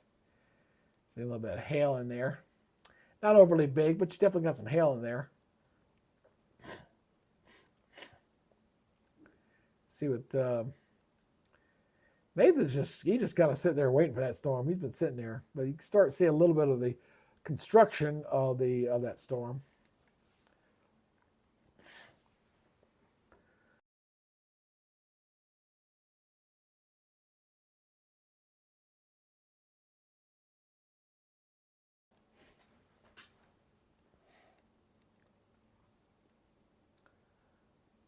Yeah, it's been a very thin line. This has been a very thin line here for this whole storm. Let's go back to Wichita again. Look over here. That's seeing it getting a little darker. Folks getting close to getting on home. A little still breezy there. Yeah, new warning. Let's check this one out. Where's that one? Looking. I'll wait for it. Wait for the alert tone. I'm waiting for the warning. Where'd it come? We got 5 warnings, 1 tornado warning. The tornado warning up in Des Moines, I think that one's lifted, by the way. I just last scan I looked at didn't look that impressive. Where's that warning at? I heard the alert tone. Huh. Oh, okay. That's why I didn't see it. It's down here in Louisiana. Let's go take a look at this one. All right. It was not in the same area. We'll take a look at this one. This is for northwestern Bosher Parish and northwestern Caddo Parish. Goes until 5 o'clock. Severe thunderstorm was located over Belcher, or 21 miles northeast of Bossier City, moving northeast at 25. So that's well aware. There ain't no watches in that part of the county for sure. But it's been very warm up here. The temperatures down here are sitting in the upper 80s, so they've been quite warm.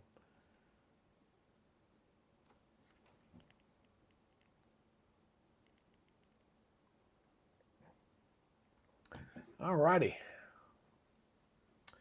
Yeah, I'm going to stay on and see how. I'm going to stay on here as long as it takes to see if we get the potential. And right now, I will tell you, so far, based on what we've seen and what's going on, as far as enhanced criteria, it's not come up to that yet. Not yet. Again, the model data was all indicating that this was going to go into like between 6 and 8 o'clock where things might have gotten a little hot and heavy. So it's still a little early. But so far, it has not really come up to that, what I would say, that criteria there yet for that. Now, keep in mind, see where the yellow is and where the storms are. We haven't even got into that area yet. So as this thing progresses further off toward the east, as we go into the early evening hours, that's when the highest tornado threat probability is going to be there. So we're not quite there yet. We're getting close. So it's 5:11 Eastern time zone. So when we get closer to 6 o'clock and then after, we'll see how this will begin to change a little bit. And the latest watches and warnings here are going to kind of go through this again. Again, those counties will be clipped away. I know we're going to get a new watch box out of those yellow counties. That goes till 9 Central Time. It's 4 o'clock there now. There's no way those storms will be by there by the time 9 o'clock gets rolled around. So we'll have a new watch box that'll be put out ahead of that. Let's go back up here to the Des Moines one and look at this. Still got 17 minutes on that tornado warning. I want to look at that, inspect that one more time. Go back to the radar mega here again.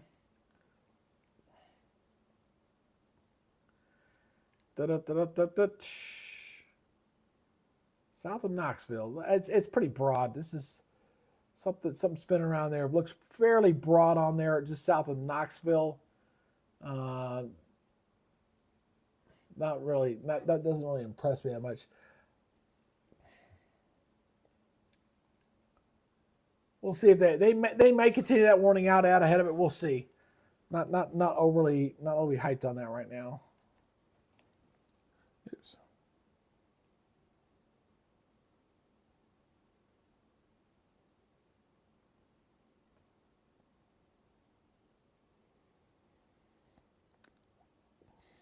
All right. Tell my wife whatever she likes. I don't care.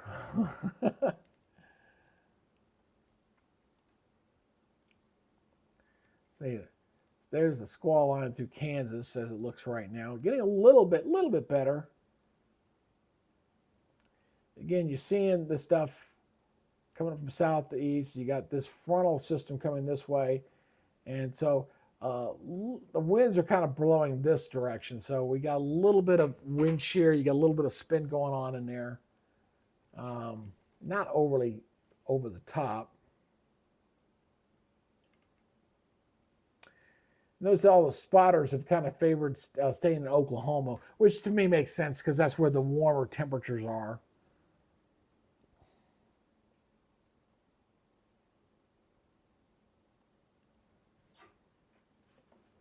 Hey, Janelle, welcome back.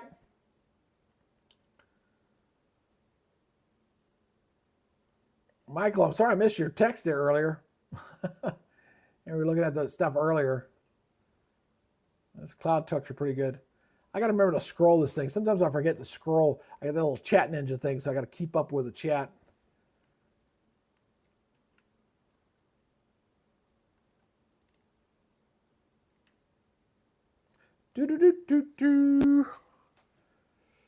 Janelle says, hi, everybody. Get the high fives, everybody.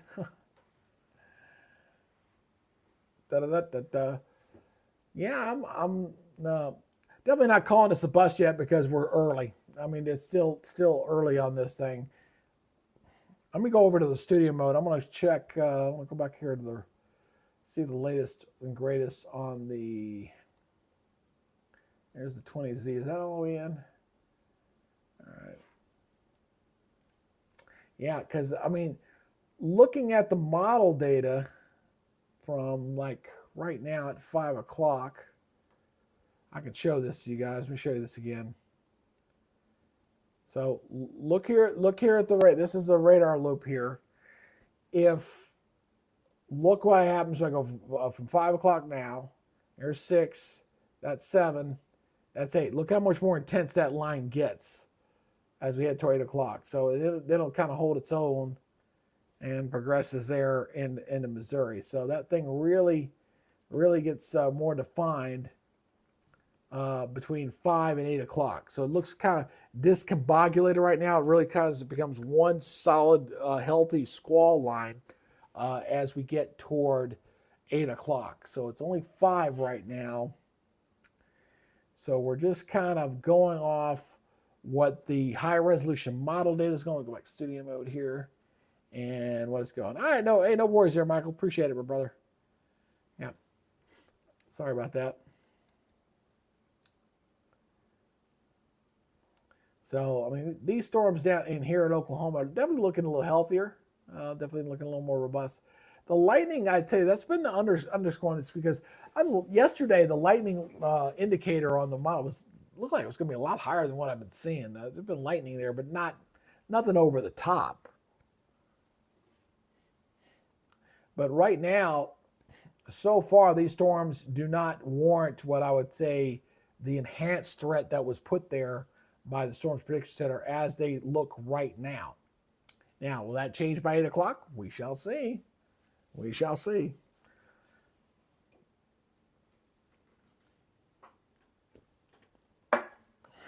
We shall see. Yeah, it's still building there some, Janelle. It's still building. Still building a little bit.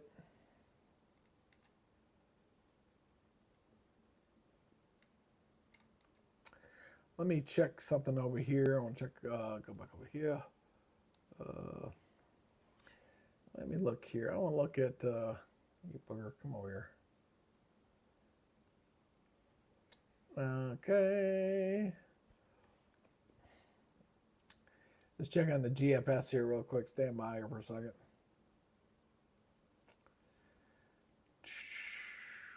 There goes that.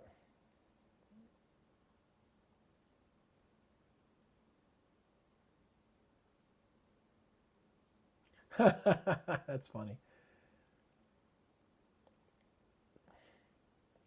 I'm actually looking forward to the winter season. I'm looking forward to actually tracking some winter storms if we get any decent this year. What's going to be difficult for forecasting wise for this winter season is that it looks like the La Nina may not be as strong as what it initially looked like. And we may be more of a neutral phase where we're not El Nino, we're not La Nina. And that makes forecasting, because it can go either way as far as some of the Arctic outbreaks and stuff that can happen. So you're kind of in between. It's going to make winter forecasting, I think, a little more fun. That's for sure. Go back to Radar Omega here. I want to go back in here, loop this once again.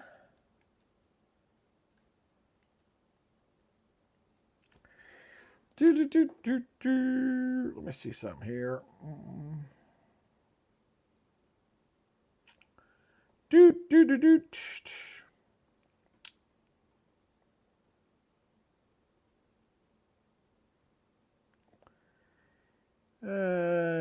a throw. Something's coming. Yeah, there's always something coming.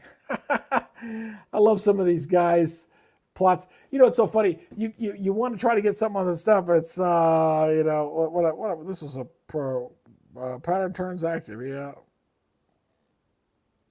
winter is coming. That's funny.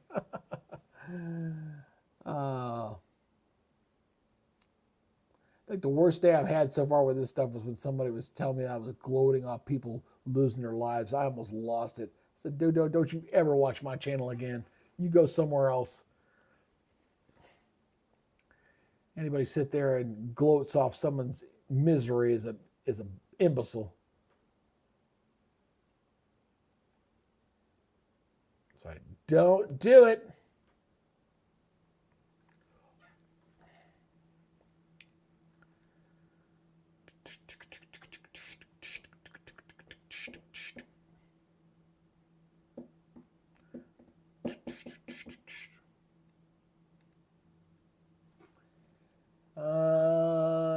Let's see. I want to look at the velocity on here. Again, I'm just kind of scanning the line. That's what I'm doing. Switching radars and scanning the line. Storm's getting pretty close to Wichita radar.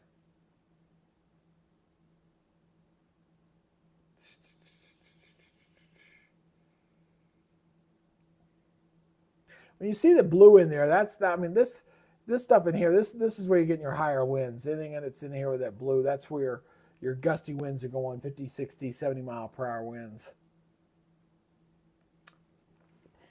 Interesting that we got this little gap between these two storms along that line.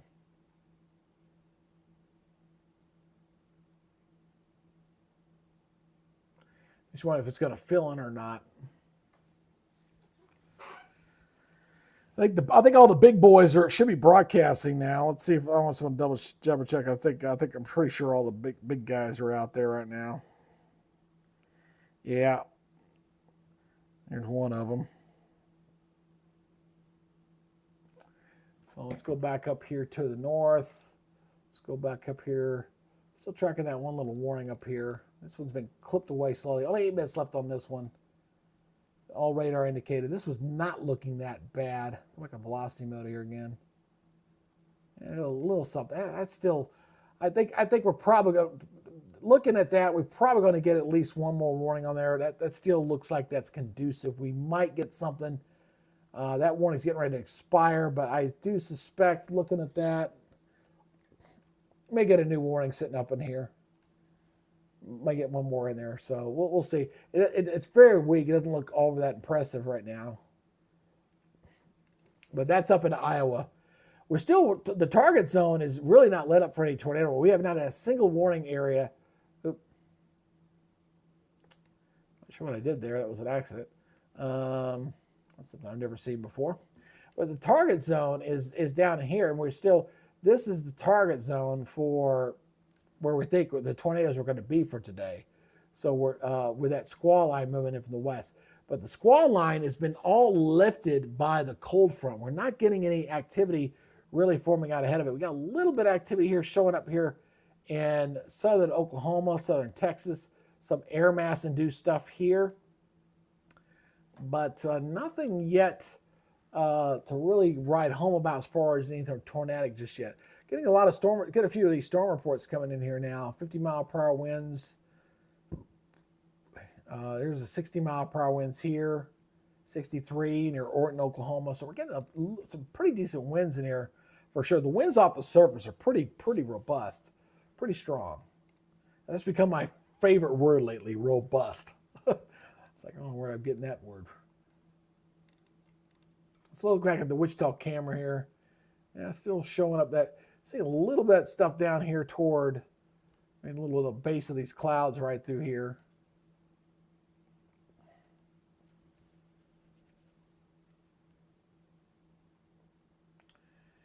So let's loop that. Let's go back to radar mega again here. Whoops.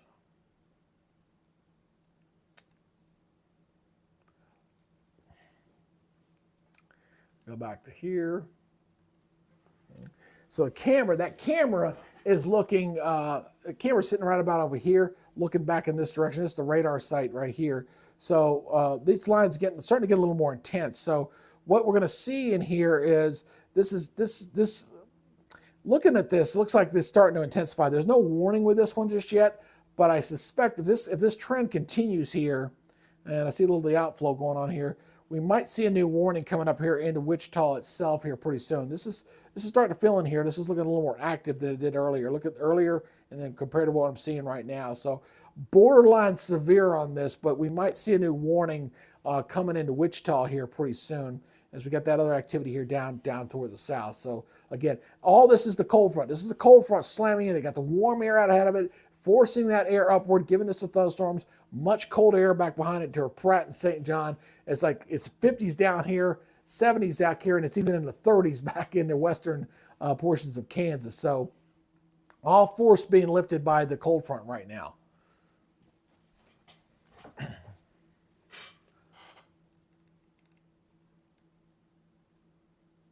Switching out here to the south. Let's check out some of these storm chasers again. Go back on me. Hello. See what these guys look at. This camera there. A little momatus there. Got a little momatus. That's usually an indication of a turbulent cloud there. Let's see what Vince is a little bit further away.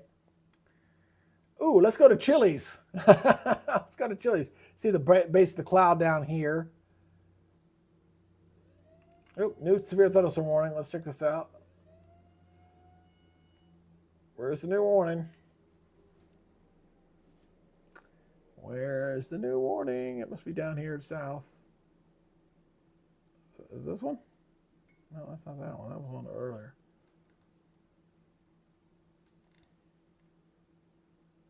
I don't see where that new warning came out. Oh, there it is. There she blows, just on top of the other one.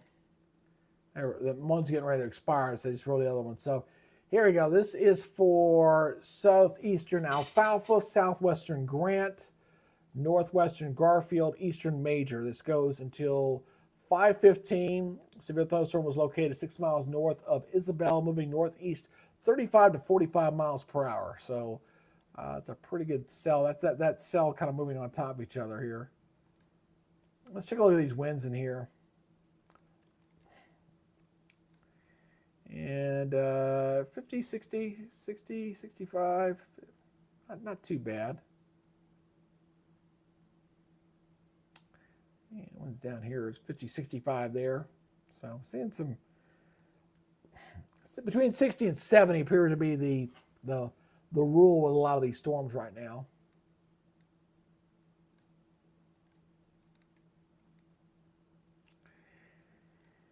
Got the little gap here. Got a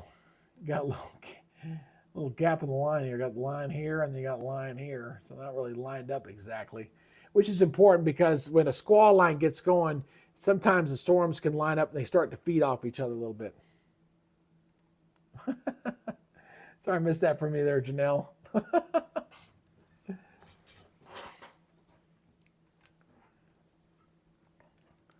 Go back up here to, all right, so that warning, they did not continue that warning out ahead of there in Des Moines. So there you go. So that tornado warning has expired up here.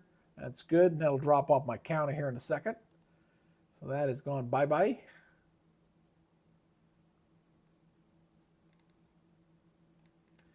And the storms here in Oklahoma are looking pretty decent, pretty healthy right now.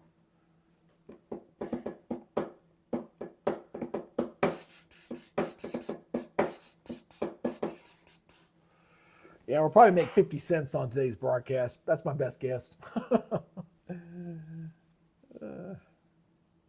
see what Connor's camera looks like. He's trying to get out ahead of that wall cloud. Yeah. Decent cloud shots, nothing too bad there. But that is out ahead of the squall line that's moving into Oklahoma. Again, we're coming at 5:30. Really, in the next 2.5 hours, we're going to see. We're going to know by 8 o'clock whether we've got if this thing's going to hold out to what was expected from the Storms Prediction Center. Because everything was saying we're going to have enhanced. Right now, from what I've seen so far with the weather we've seen, doesn't really quite. Slight risk, yes. Enhanced area, no, hasn't quite reached that just yet. So we'll see what happens here if that tornado risk that we're going into here for this evening is going to verify or not. With that 10 to 14% chance. So we still got a couple more hours to see if this is going to come to fruition. Let's go back to Radar Omega again. I can't even use all my tools yet. Make sure before you guys leave, hit that thumbs up on there. And if you'd like to subscribe to the channel, please consider to do that as well. Helps our little YouTube algorithm for our little channel. And allows us to kind of maintain or grow our audience, which has been kind of low today, but that was kind of expected For those who don't know, earlier me and YouTube were having a fight. They would not let me in. It kept saying YouTube stream not available at this time. And I had to basically delete everything out and reset from scratch. So we didn't get off to a good start on this broadcast, unfortunately. And that is a big deal when it comes to the YouTube algorithm. YouTube algorithm, it don't like that stuff too much.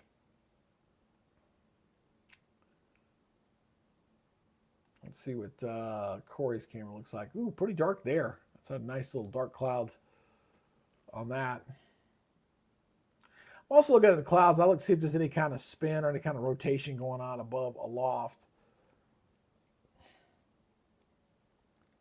So nothing on the northern part of this line, which is interesting since it looked like a lot of this, maybe Missouri, this portion was going to get hit pretty good. But that's not come to a pass just yet. And once these storms go through Wichita, that's it. They're done. Once this goes on through, Wichita will be finished. And they're getting awfully close there. Sky's getting a little bit darker there. I think that camera's looking west. Because I'm looking, you can kind of make out the baseline of the rain shield there. Just a little bit. Oh, you know what? I never did add it. You know what? Let's do that real quick. I'm sitting there drawing on something. It's like, no, they can't see that. Well, there's a way I can fix that. The way I can fix that is to put it over here. So let's go back over here. There we go. Now I can go over here and say, yeah, see, now I can go and sit there. Yeah, you can see the base cloud right through here. Da-da-da. Although it went really low. Why'd you do that for? It's because I rolled it. I'll do it again. There we go. Now I can draw on it. Would help if I had it on there. Sorry, I didn't have my pen on the live one.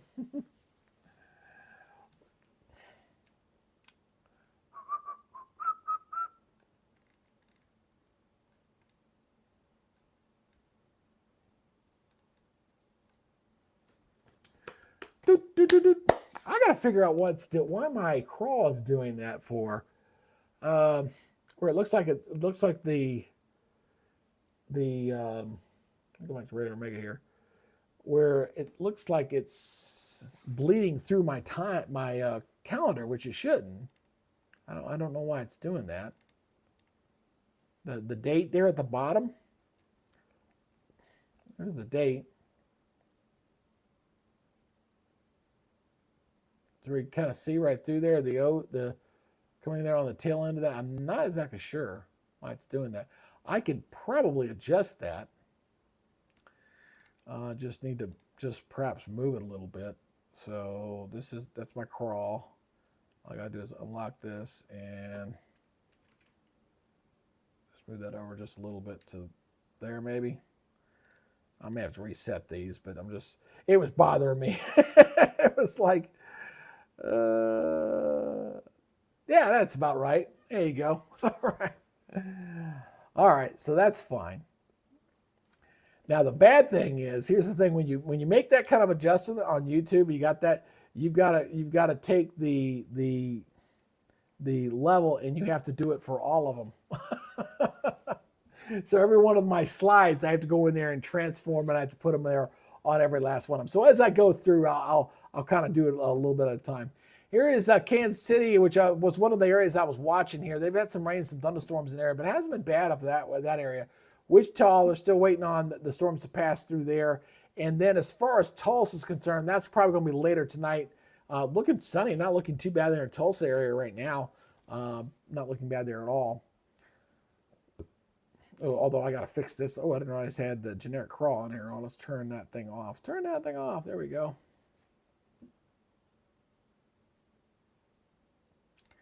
So I may have done it for, well, that one definitely not been fixed.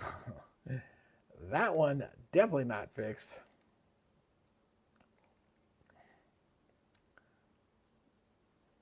Now it's fixed. That one's fixed. I can fix them one at a time, but it just takes me a hot minute.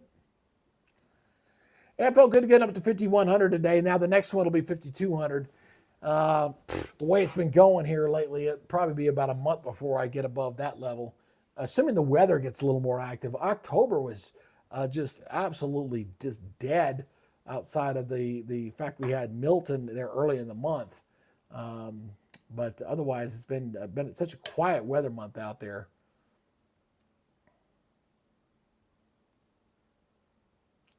So I'm going to go in here and fix these just one at a time. So I'm fixing my crawl, folks, so that it's not bleeding through on my thing down below. It's drive me just a little bit nuts, just a little bit. I had some person tell me they liked my broadcast because I used different things and was explaining them things a certain way, and I like that feedback. That was a good little message I got from somebody who came in and just kind of told me what was going on there. Let's turn this generic crawl off. I didn't realize I still had that on there. I'm gonna turn that off.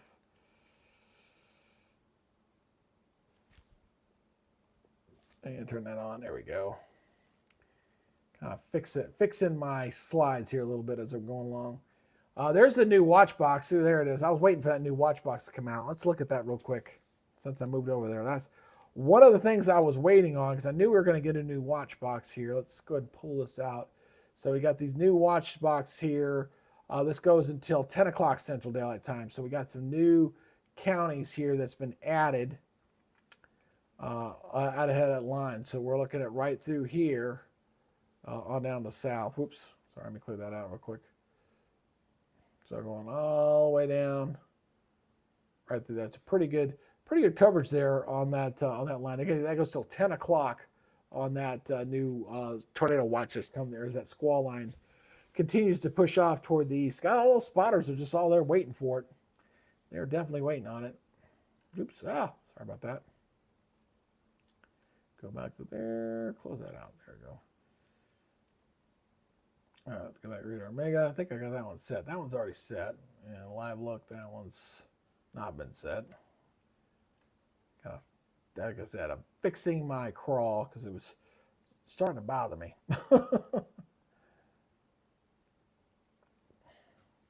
Now, all of those are now all set. Let's go to these. I know these are not set. So I got to fix these. I use the generic crawl, which is basically the day information when I'm not doing it, and then I do the other one when I'm on it. Now, oh, that one's actually, well, that's not set because I still got the generic crawl going.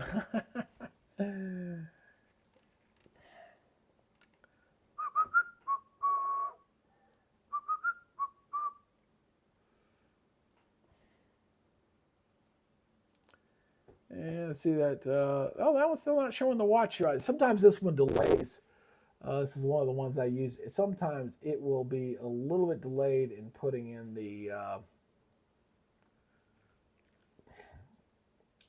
stuff. Of course, I added the power outage map here just as an extra thing, just to kind of have it in case we start getting some widespread power outages. It doesn't appear to be too bad right now.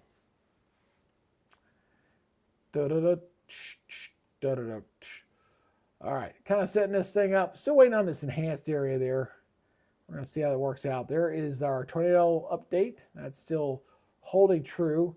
Getting close to 6, so really between 6 and 8. We're going to really see over the next 2 hours how this thing is evolving with that squall line.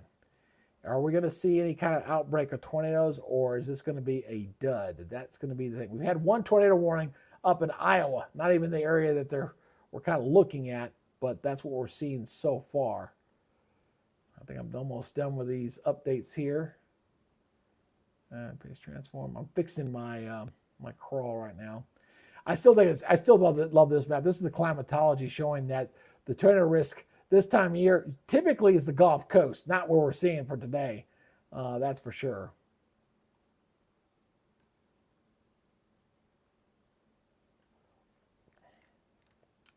And that would be, turn my generic crawl up. Boom. All right. I think we are all done. Crawl's all fixed. Let's hear it from me. All right. Go back here to regional radar here. Go back here to the top. Oops. There we go. All right, all fixed. All right, let's go back over to Radar Omega here and take a look what's going up and down this line. What's interesting is that this northern part of the line, we got that watch box up, but none of this up here is showing any kind of, no warnings with it right now. At least not right now.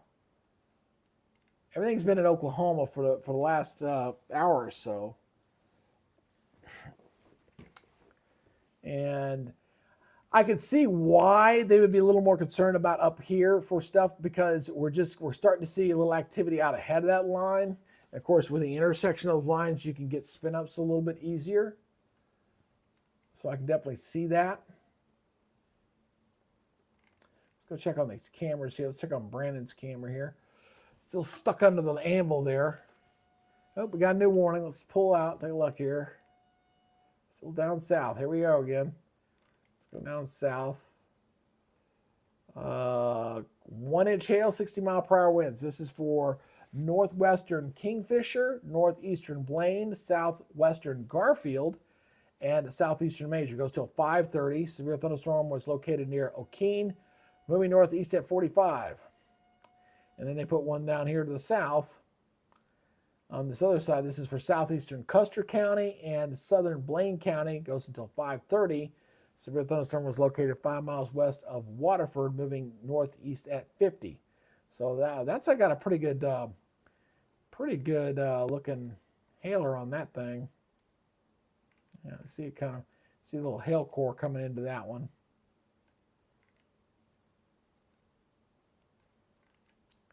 And it looks like Connor's staying put. Yeah, he's waiting for that storm. What are you guys? I guess they're in the Halloween spirit, guys. Look at that. They're wearing banana suits.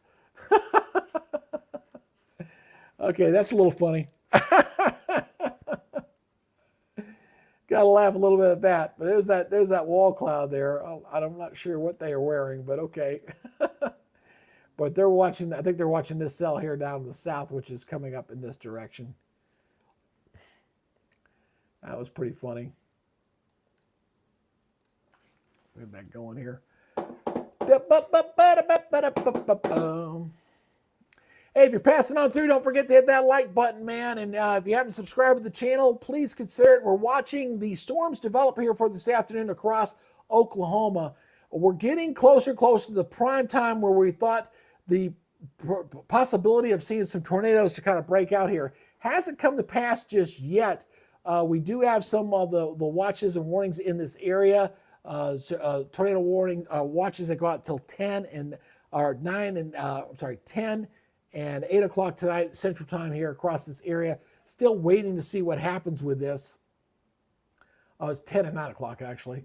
But so go back to Radar Omega here. So we're still kind of waiting to see the how this line is evolving, because the upper part of the line, this is the part of the line here that goes until 10 o'clock, but we're not seeing any warnings in this area just yet as far as severe thunderstorm warnings.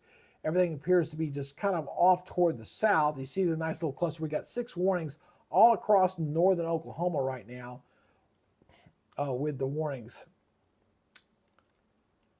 So these have all been pretty healthy storms. These are right along the actual frontal boundary of the storm system that is moving out of the Rockies and into the plains right now. You can see the bluster of thunderstorms just blowing up here. Impressive, decent storms. This is through Kansas, Iowa, and into Missouri right now. That's where that satellite there is set. The national here, you see the explosion of the storms there, feeding those storms all up and down there. That's pretty impressive here. As you can see the green, that's a moisture indication here right through there, as we got the pretty good jet energy here pushing out and into that zone right now. So the best lifting mechanisms, the spin mechanisms are coming into place. That's why that window for looking for that to develop is really kind of moving into right about now. We're kind of seeing that kind of continue to take place there. So the radar, again, we're seeing that boundary push, and we're waiting for this energy that's kind of running along that boundary right through here. It's pushing up into that zone. So it's this zone watching. That's where the enhanced area for severe weather is falling for today. And that's what we're seeing. We're waiting to see over the next 2 hours along that squall line if it intensifies, and we're going to see any kind of spit ups along the boundary. Again, that's where the enhanced for severe weather is for today. That's where that highest risk for tornadoes are going to be for today, going into tonight. Now, the good news is this same thing pushes east going toward tomorrow. It'll be much weaker for tomorrow. Just a marginal risk there across that boundary as that kind of bumps into a big area of high pressure. But you see where, again, that tornado risk is sitting at 10 to 14%. That's pretty decent. That's why the enhanced risk is there. It's just a question of, are we going to see that here over the next couple hours or not? Still not looking bad there in Wichita. And the Tulsa camera, they've actually hit Tulsa. They've been in sunshine. It actually looks like a pretty nice day. Notice the cloud. I want to talk about this real quick. You notice the cloud tops out ahead of it, warm front. They're kind of flat looking. Not seeing any of that cumulus, like in normal summertime, you get the cumulus clouds and you kind of rising air. Not seeing that. So what that tells me is the only real lifting mechanism here coming into that warm air is the cold front itself. That's why the boundary is going to be the focus point for the storms. You're not getting any vertical motion of the clouds. Just not quite warming up. There is cape there, warm air to feed off, but we're not getting the lift. So the lift is being provided by the cold front itself as it's moving in. That's what we're seeing along the boundary there as it's coming into Kansas and into Oklahoma. The temperatures are pretty vast on both sides of that. Going back to that radar again, look, very closely, and you can see the temperature differences here. So like back here, it's 33 degrees right here. That's 33. But down here across southeastern portions of Kansas, it's 81 degrees right there. That's a 48-degree temperature swing on either side of that boundary right there with that frontal system. So a very pronounced thing going on right there. Let me move this back a little bit. Hold on one second. I want to kind of put this right about there, I guess. I'm kind of watching. I want to make sure I'm kind of both watching Oklahoma and the southern portion of that line. But as that storm goes by, those counties are going to be slowly but surely clipped away.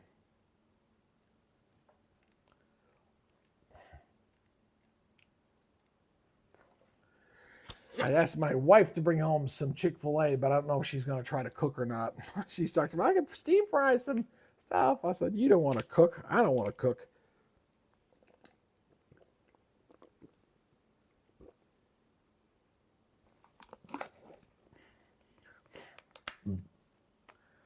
Pineapple juice. This pineapple's for you guys. Anybody watching, if you got any other questions or anything, have any concerns, again, don't hesitate to use the chat. It's there for you guys. Because Janelle loves using the chat. Right, Janelle?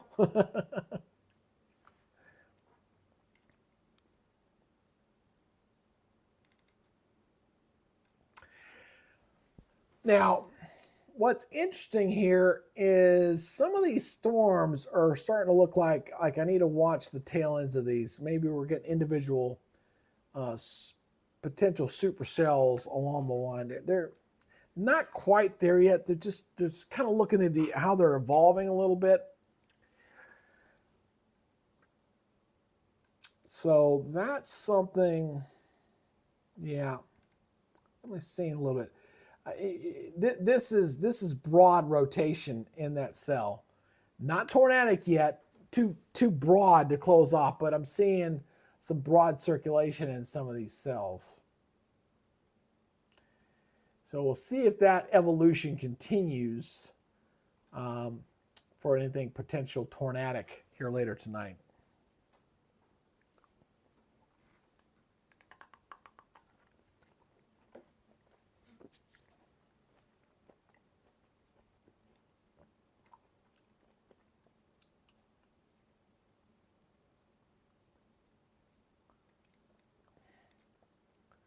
Not going by that radar. Looks like Wichita should be getting pretty doggone close. This is the Wichita getting very close to getting into the soup here. Getting in toward Goddard. Almost right on time. Only problem when you get storms that go in right in toward a radar, you get radar attenuation around it because it's so close to the radar source. That camera's just not looking too bad there. But then again, I'm not exactly sure which direction that camera is facing in Wichita, if it's actually further west or if it's the stuff coming in back behind it. So it's difficult for me to kind of ascertain where that camera is pointing there at that high school. Something I'll need to investigate for the future.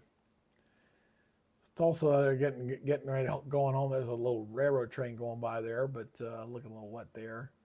And of course, sunny out in sunny Tulsa, looking pretty good there.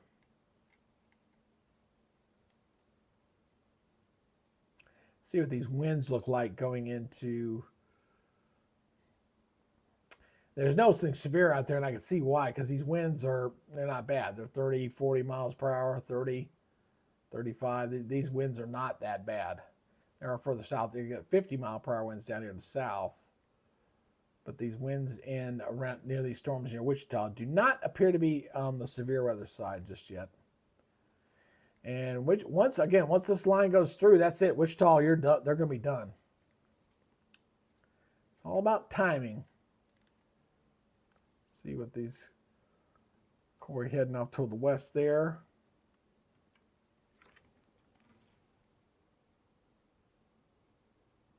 Never did get that guy's pictures. He was going to send some pictures to me and never got them. Not sure why. Oh, never got them. Never got them.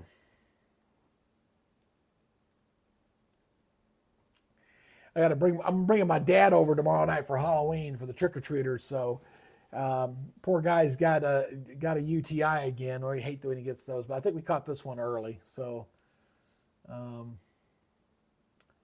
yeah. Ooh, look at how dark that looks there. Wow. Got some dark overhead clouds on that one.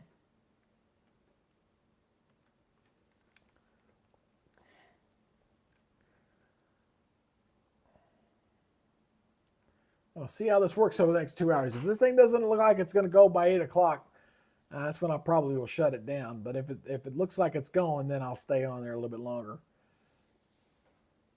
Yeah, how he feels. He wasn't feeling it. I took him to lunch today, and he seemed to perk him up a little bit. The VA decided, don't stop taking B12. We're going to send him some drugs for the infection. Make sure he stays hydrated. My dad's not really that old, but his body is like 10 years older than his actual physical age. That's the bad part there. I'm going to see what these cloud tops are doing here. Let's do another scan here. I'm going to do a 3D scan. These are 42,000 feet. So we're looking to the north. Looks like the southern cell, south of the radar. See the highest right through there. So looks like looks like this is probably the highest cloud tops, about 42,000 feet on these cells. So the ones we had up in Iowa earlier were sitting at 48,000. Let's see what these were looking back down here. Looking back to the west. So I'm checking the heights of these clouds. These are 43,000. So not looking too bad. I mean, when you talk about springtime systems, sometimes you're talking about cloud tops getting, 50, 55,000, really shooting high up in the atmosphere. This time of year, because we're heading toward, obviously we're in fall, we're heading toward winter, the amount of warm air that's there, the amount of lift that you're getting is just not as strong as obviously the springtime.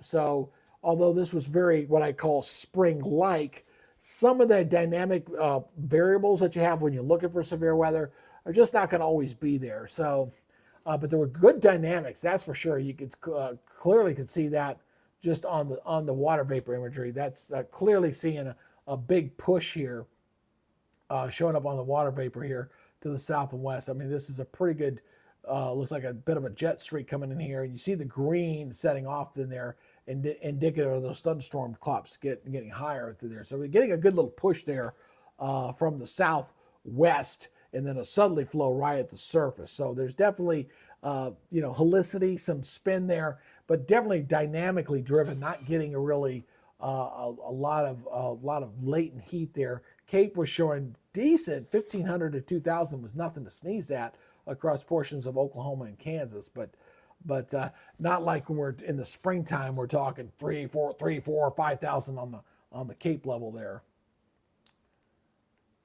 And when I say Cape, that's just basically warm air and fuel for thunderstorms, just for those who don't know.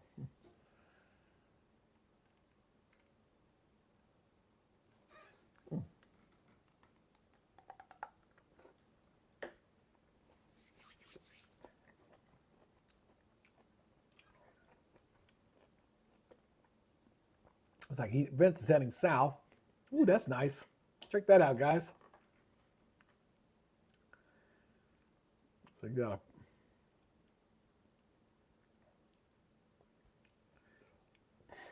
well, these chasers, they know they're getting in that time of year where they got much to do because the hurricane season, for all intents and purposes, we're in the last month of hurricane season.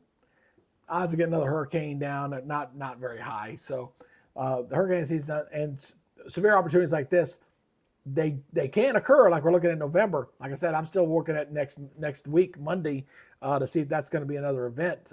We could see one next Monday or not. But the chances of being able to go out and make money, because a lot of these chasers, this is their livelihood. This is what they live for.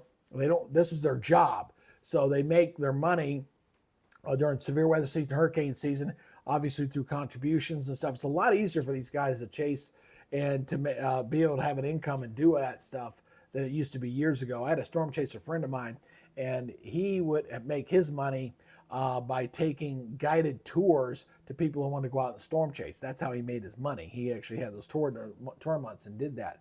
He did that for a living. I'm surprised he did as long as he was able to do it.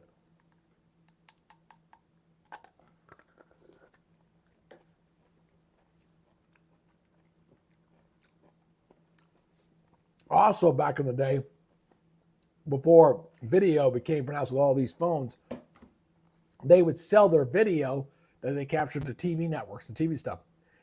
TV networks don't do that a whole lot much anymore because so much of it is readily available now on the server. They still do a little bit, but not nearly as much as they used to do back in the day.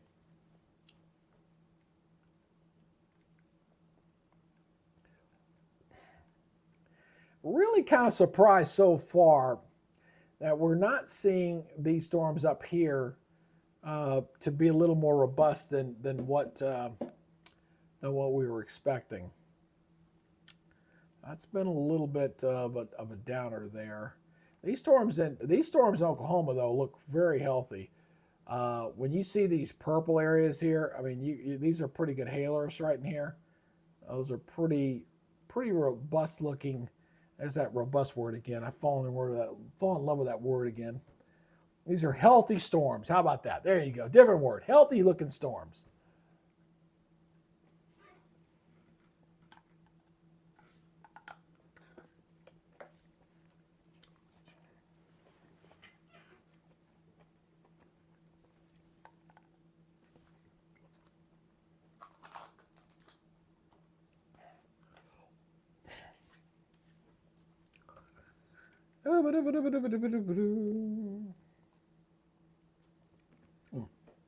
Let's see here. Let's take a look here. I just love the YouTube algorithm. It really stinks. That's even low for him though. Not a lot of people getting a lot of love. Yeah, let's see. Is the Godfather I was going to check to see if the Godfather's broadcasting or not. I'm pretty sure he is by now, I would think. Let's see. Is he broadcasting? Yeah, he is. Now, even his number is low for him. He's got 33,000 watching him right now. But that's with 2.2 million, 33,000. That's really low. That's low. So not. I can't feel bad because it looks like everybody's viewership's down fairly low.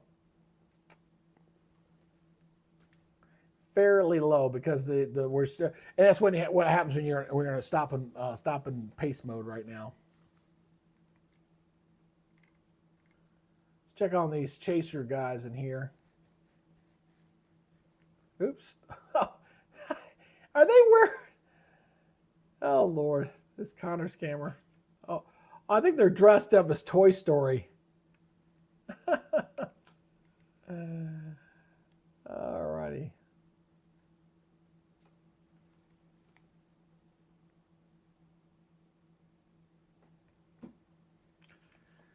Seeing that baby. Go, go, go, go.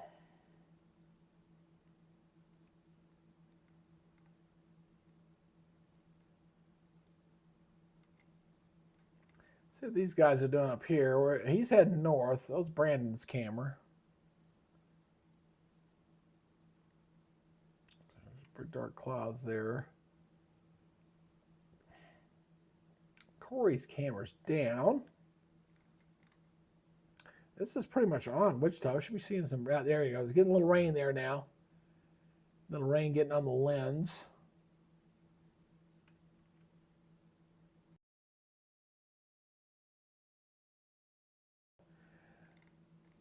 Even the Godfathers, their numbers are down a little bit. What's wrong with the camera there? Oops. What that took a lightning hit. That beam got stuck there for a second.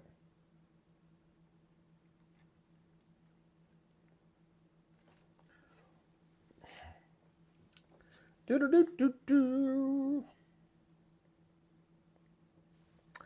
And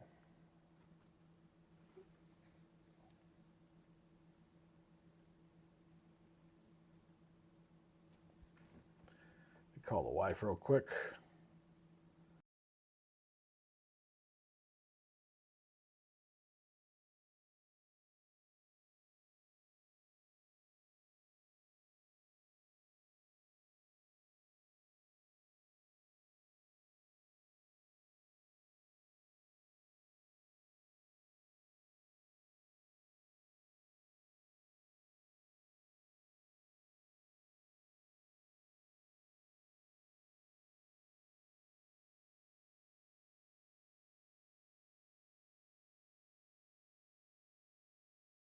He's trying to call the wife, but she's not picking up. Not picking up.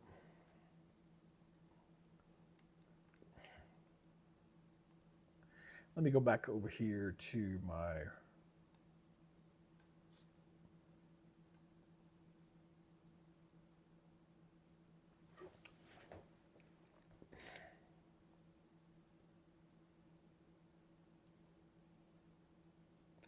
the Cape's definitely come down from what we were showing earlier. Definitely come down. Definitely see the Cape come out. I'm just checking that. I'm checking the new data to see if that has changed any there. Let's see the wind shear. Definitely the wind shear. That's to the roof. We know that's high.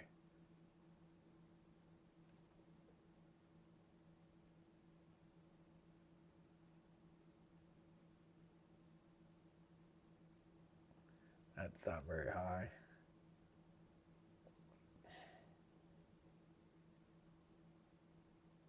It really creases. That goes till 8, 9 o'clock. Whatever really creases. I should show you this. Let me show you this real quick. This is the. Let me go back to the model cadence here. So this is showing the supercell composite. This is at 9 o'clock tonight. So you're seeing 11, 12, 13. That's pretty high. That's kind of at the top and middle of that scale there. So that's decent.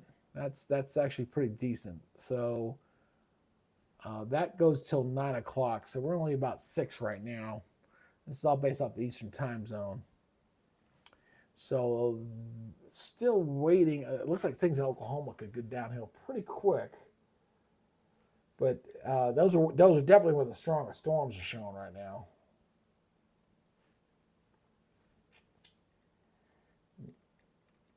Because that's where these strongest cells are showing. Got 3 warnings, and they're all right there in Oklahoma. I'm really shocked that this stuff on the northern part is not even gotten even close to going severe. And we still got tornado watches in this area. In Wichita, the storm's going through them right now, so they got about maybe another, 30 minutes, and they're done. They're finished. Got an old buddy I used to work with, works at KAKE, and they're in Wichita. Those are healthy. These are by far the best looking cells, no doubt about that.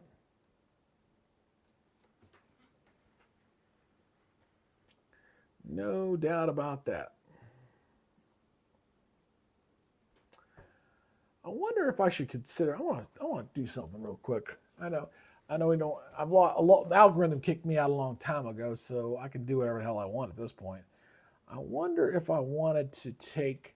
Hey, tell me what those of you are. Do you not tell me what you think about this? Should I put the crawl up here? So say if I did this, or do you think this is too much?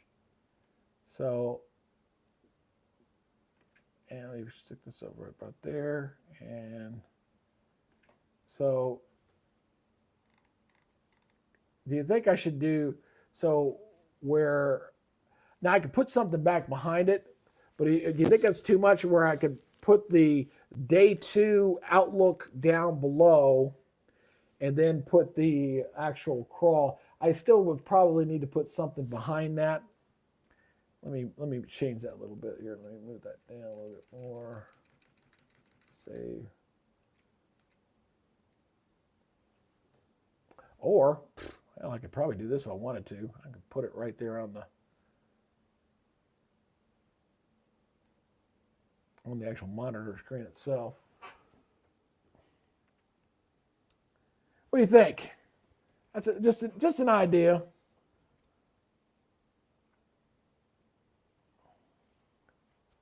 Now, the only thing I would probably need to do is, well, that's a little bit off there a little bit. So let's do this real quick. That's a little bit off right there.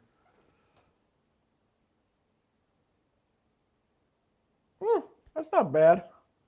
What do you think?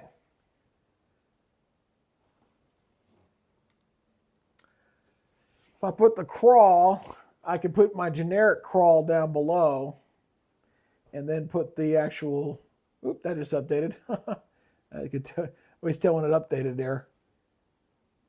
And then put the actual other crawl down below.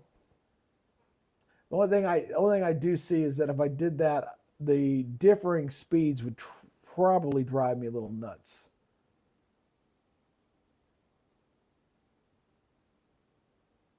I don't know. I'll think about it. That's something to think about. I'll put it. Let me put that back where it belongs. Let me put that back where it belongs. That might be just a little too much. Might be a little too much there. Put that back where it belongs. Douche.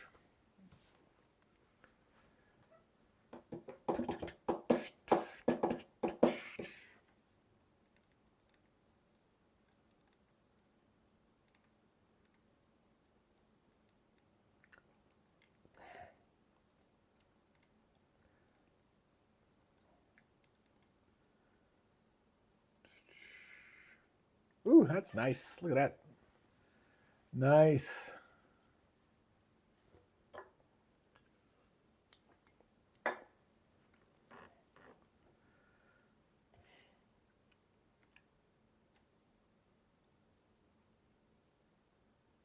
Oops. Stuck by the truck there. Look how windy out there in Burlington. Look at that. Woo.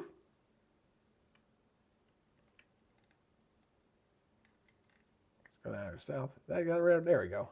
These are definitely the best looking storms. There's Vince's scammer. Ooh, that's nice. Nice looking cell there. Very nice.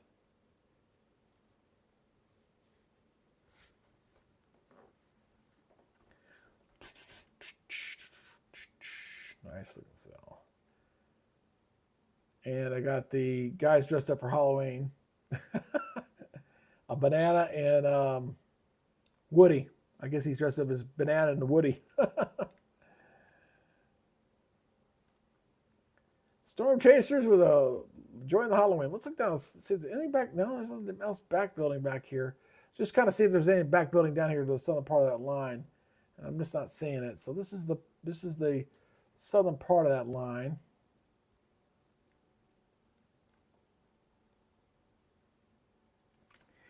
And I think once this line gets past Interstate 35, that's when, if the timing's right on the modeling, that's when things should start. Again, we still got a couple more hours here. It's like trying to wait for a pot of water to boil. All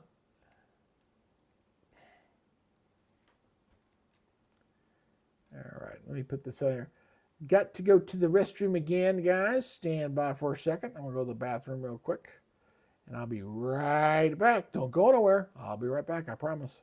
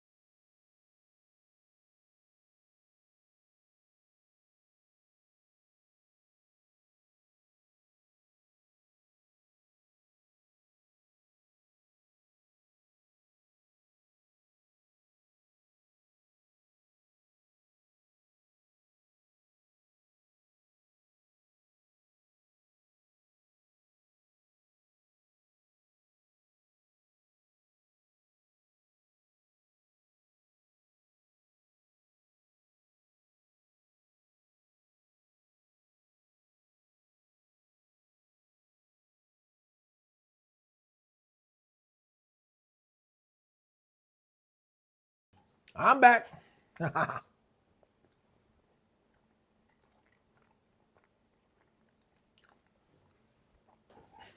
course, I walked right in front of my green wall.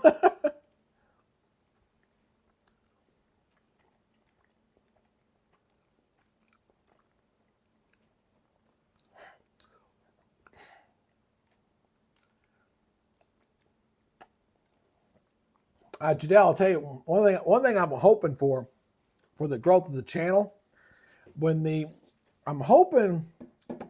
doing the interviews with those guys for the Weather Nerds Extra. That's going to happen on Wednesday next week, the day after Election Day on the 6th. I'm going to try to get that up by that Friday. And these guys have got pretty good presence themselves and other platforms that if it comes out successful, that we'll get some cross promotion to go across some different stuff, and that'll kind of spark the channel to get a few more subscribers. I'm praying that's the case. I was originally going to wait until I got to 10,000 subscribers before doing this, but I figured, oh, what the hell, we got to 5,000. Let's go ahead and try to do the Weather Nerds Extra thing now. And with these three guys who've got pretty healthy platforms, which I know they're going to share their stuff on those pages. Hopefully that'll add some new subscribers to the channel. And if it's successful and works out good, then I'll plan a future one, maybe focus in on the winter aspect or that kind of thing for the future. So that's kind of what I'm looking at right now.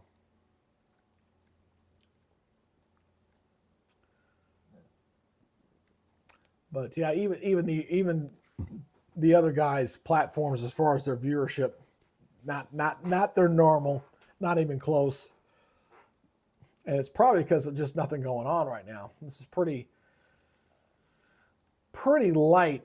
I mean, not really fitting into the, if it was only a slight risk today, I wouldn't be doing the broadcast. I was doing it because I saw there was a tornado risk, and I thought, oh, they got it enhanced. Okay, that's the go. If it was slight, I wouldn't even have bothered. But we did add 11 new people to the channel, so I'm okay with that.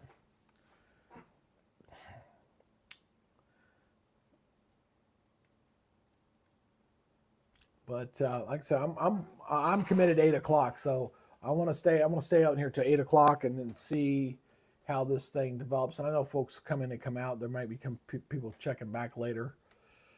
The algorithm dropped us already. We're already toast on the algorithm. Can't get once it drops you, you can't get it back. Unfortunately, that's how that algorithm works.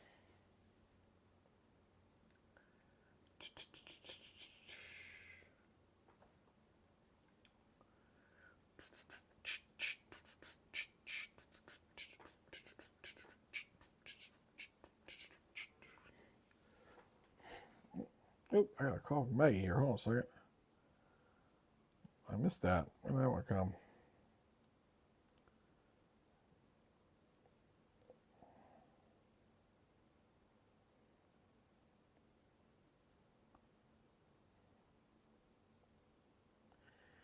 Oh, I hate all these voter ads. Who else is sick of that? I'm so sick of this damn voter stuff all in my friggin' phones. Go away. Yeah, the northern part of this line is just crap. God, I'm surprised the chasers are still going, following up the northern part of this line. This ain't not really doing anything. Kind of surprising. And now we're down to 2 warnings. Although we'll gotta get some more because this is pretty. These are pretty intense. These storms are going to warrant some additional warnings. There's no way that's not going to be extended. So we'll get some more warnings in here just a second.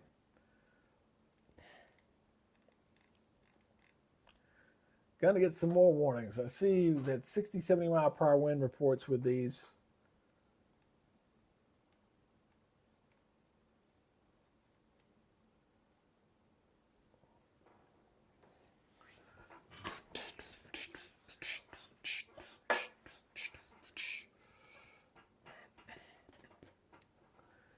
I gotta see. What was the? I'll check on this real quick.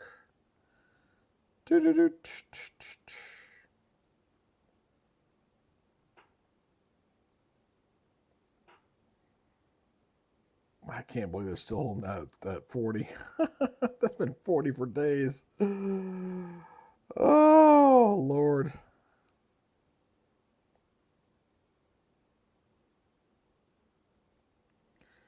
I'm ready for some Georgia, Florida football for this weekend. Obviously, I got the Georgia thing behind me. And I'm looking for the Georgia-Florida game every year. That's my big game. I like to do that. Let's see. Game 5 is tonight. Hope the Dodgers win tonight. Put the Yankees out of their misery. I'm only pulling for the Dodgers because of Freddie Freeman. He used to be, of course, an Atlanta Brave here in Atlanta, and he was one of my favorite players, and I hate to see him go. And so I definitely would be pulling for him. Connor's getting pretty close to getting into the soup there. Oh, look at the lightning there. There you go. Look at that rolling thing. Wow, that's a nice shot. That's a nice shot right there. Very nice. They have probably a little bit of hail with that just because of the color hue of the clouds. That's a hell of a sharp drop off. You see that right there. That's almost on top of him.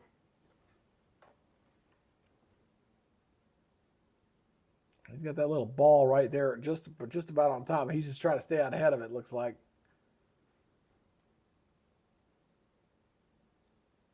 It's checking over his camera.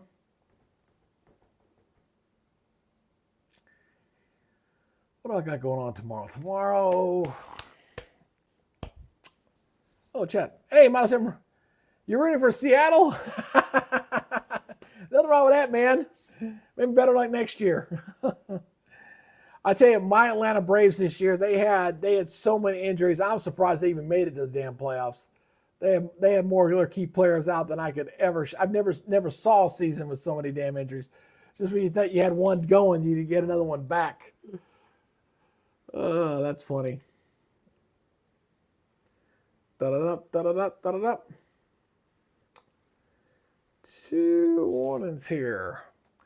I think we're going to see a new warning here for this county and probably up around this county. I'm thinking, just look, those intensity's still pretty good there. I think we'll get another one there soon. Soon enough. Oh, I'll show you something I want to do here. If you're still out there on the channel, I want to show you the not the Twitter feed. Where the hell's my full screen? Where is that? Where is my full screen? Hold on a second. I was going to show you my full set here. I wanted to ask your opinion. I found what I did with my full screen. Where is my full screen? There it is. All right, so oops, I didn't realize my camera got shifted off there a little bit. All right, so I put the Phillips 60, I put the Phillips Route 66 sign over here. That was my new thing. And now the bear, I'm gonna have that go away, and I'm gonna put a Christmas tree there. And I'm thinking about putting some lights over here on the brown cabinet. That's what I'm looking to do there. Let's go back to renovate. That's what I'm hoping to do there.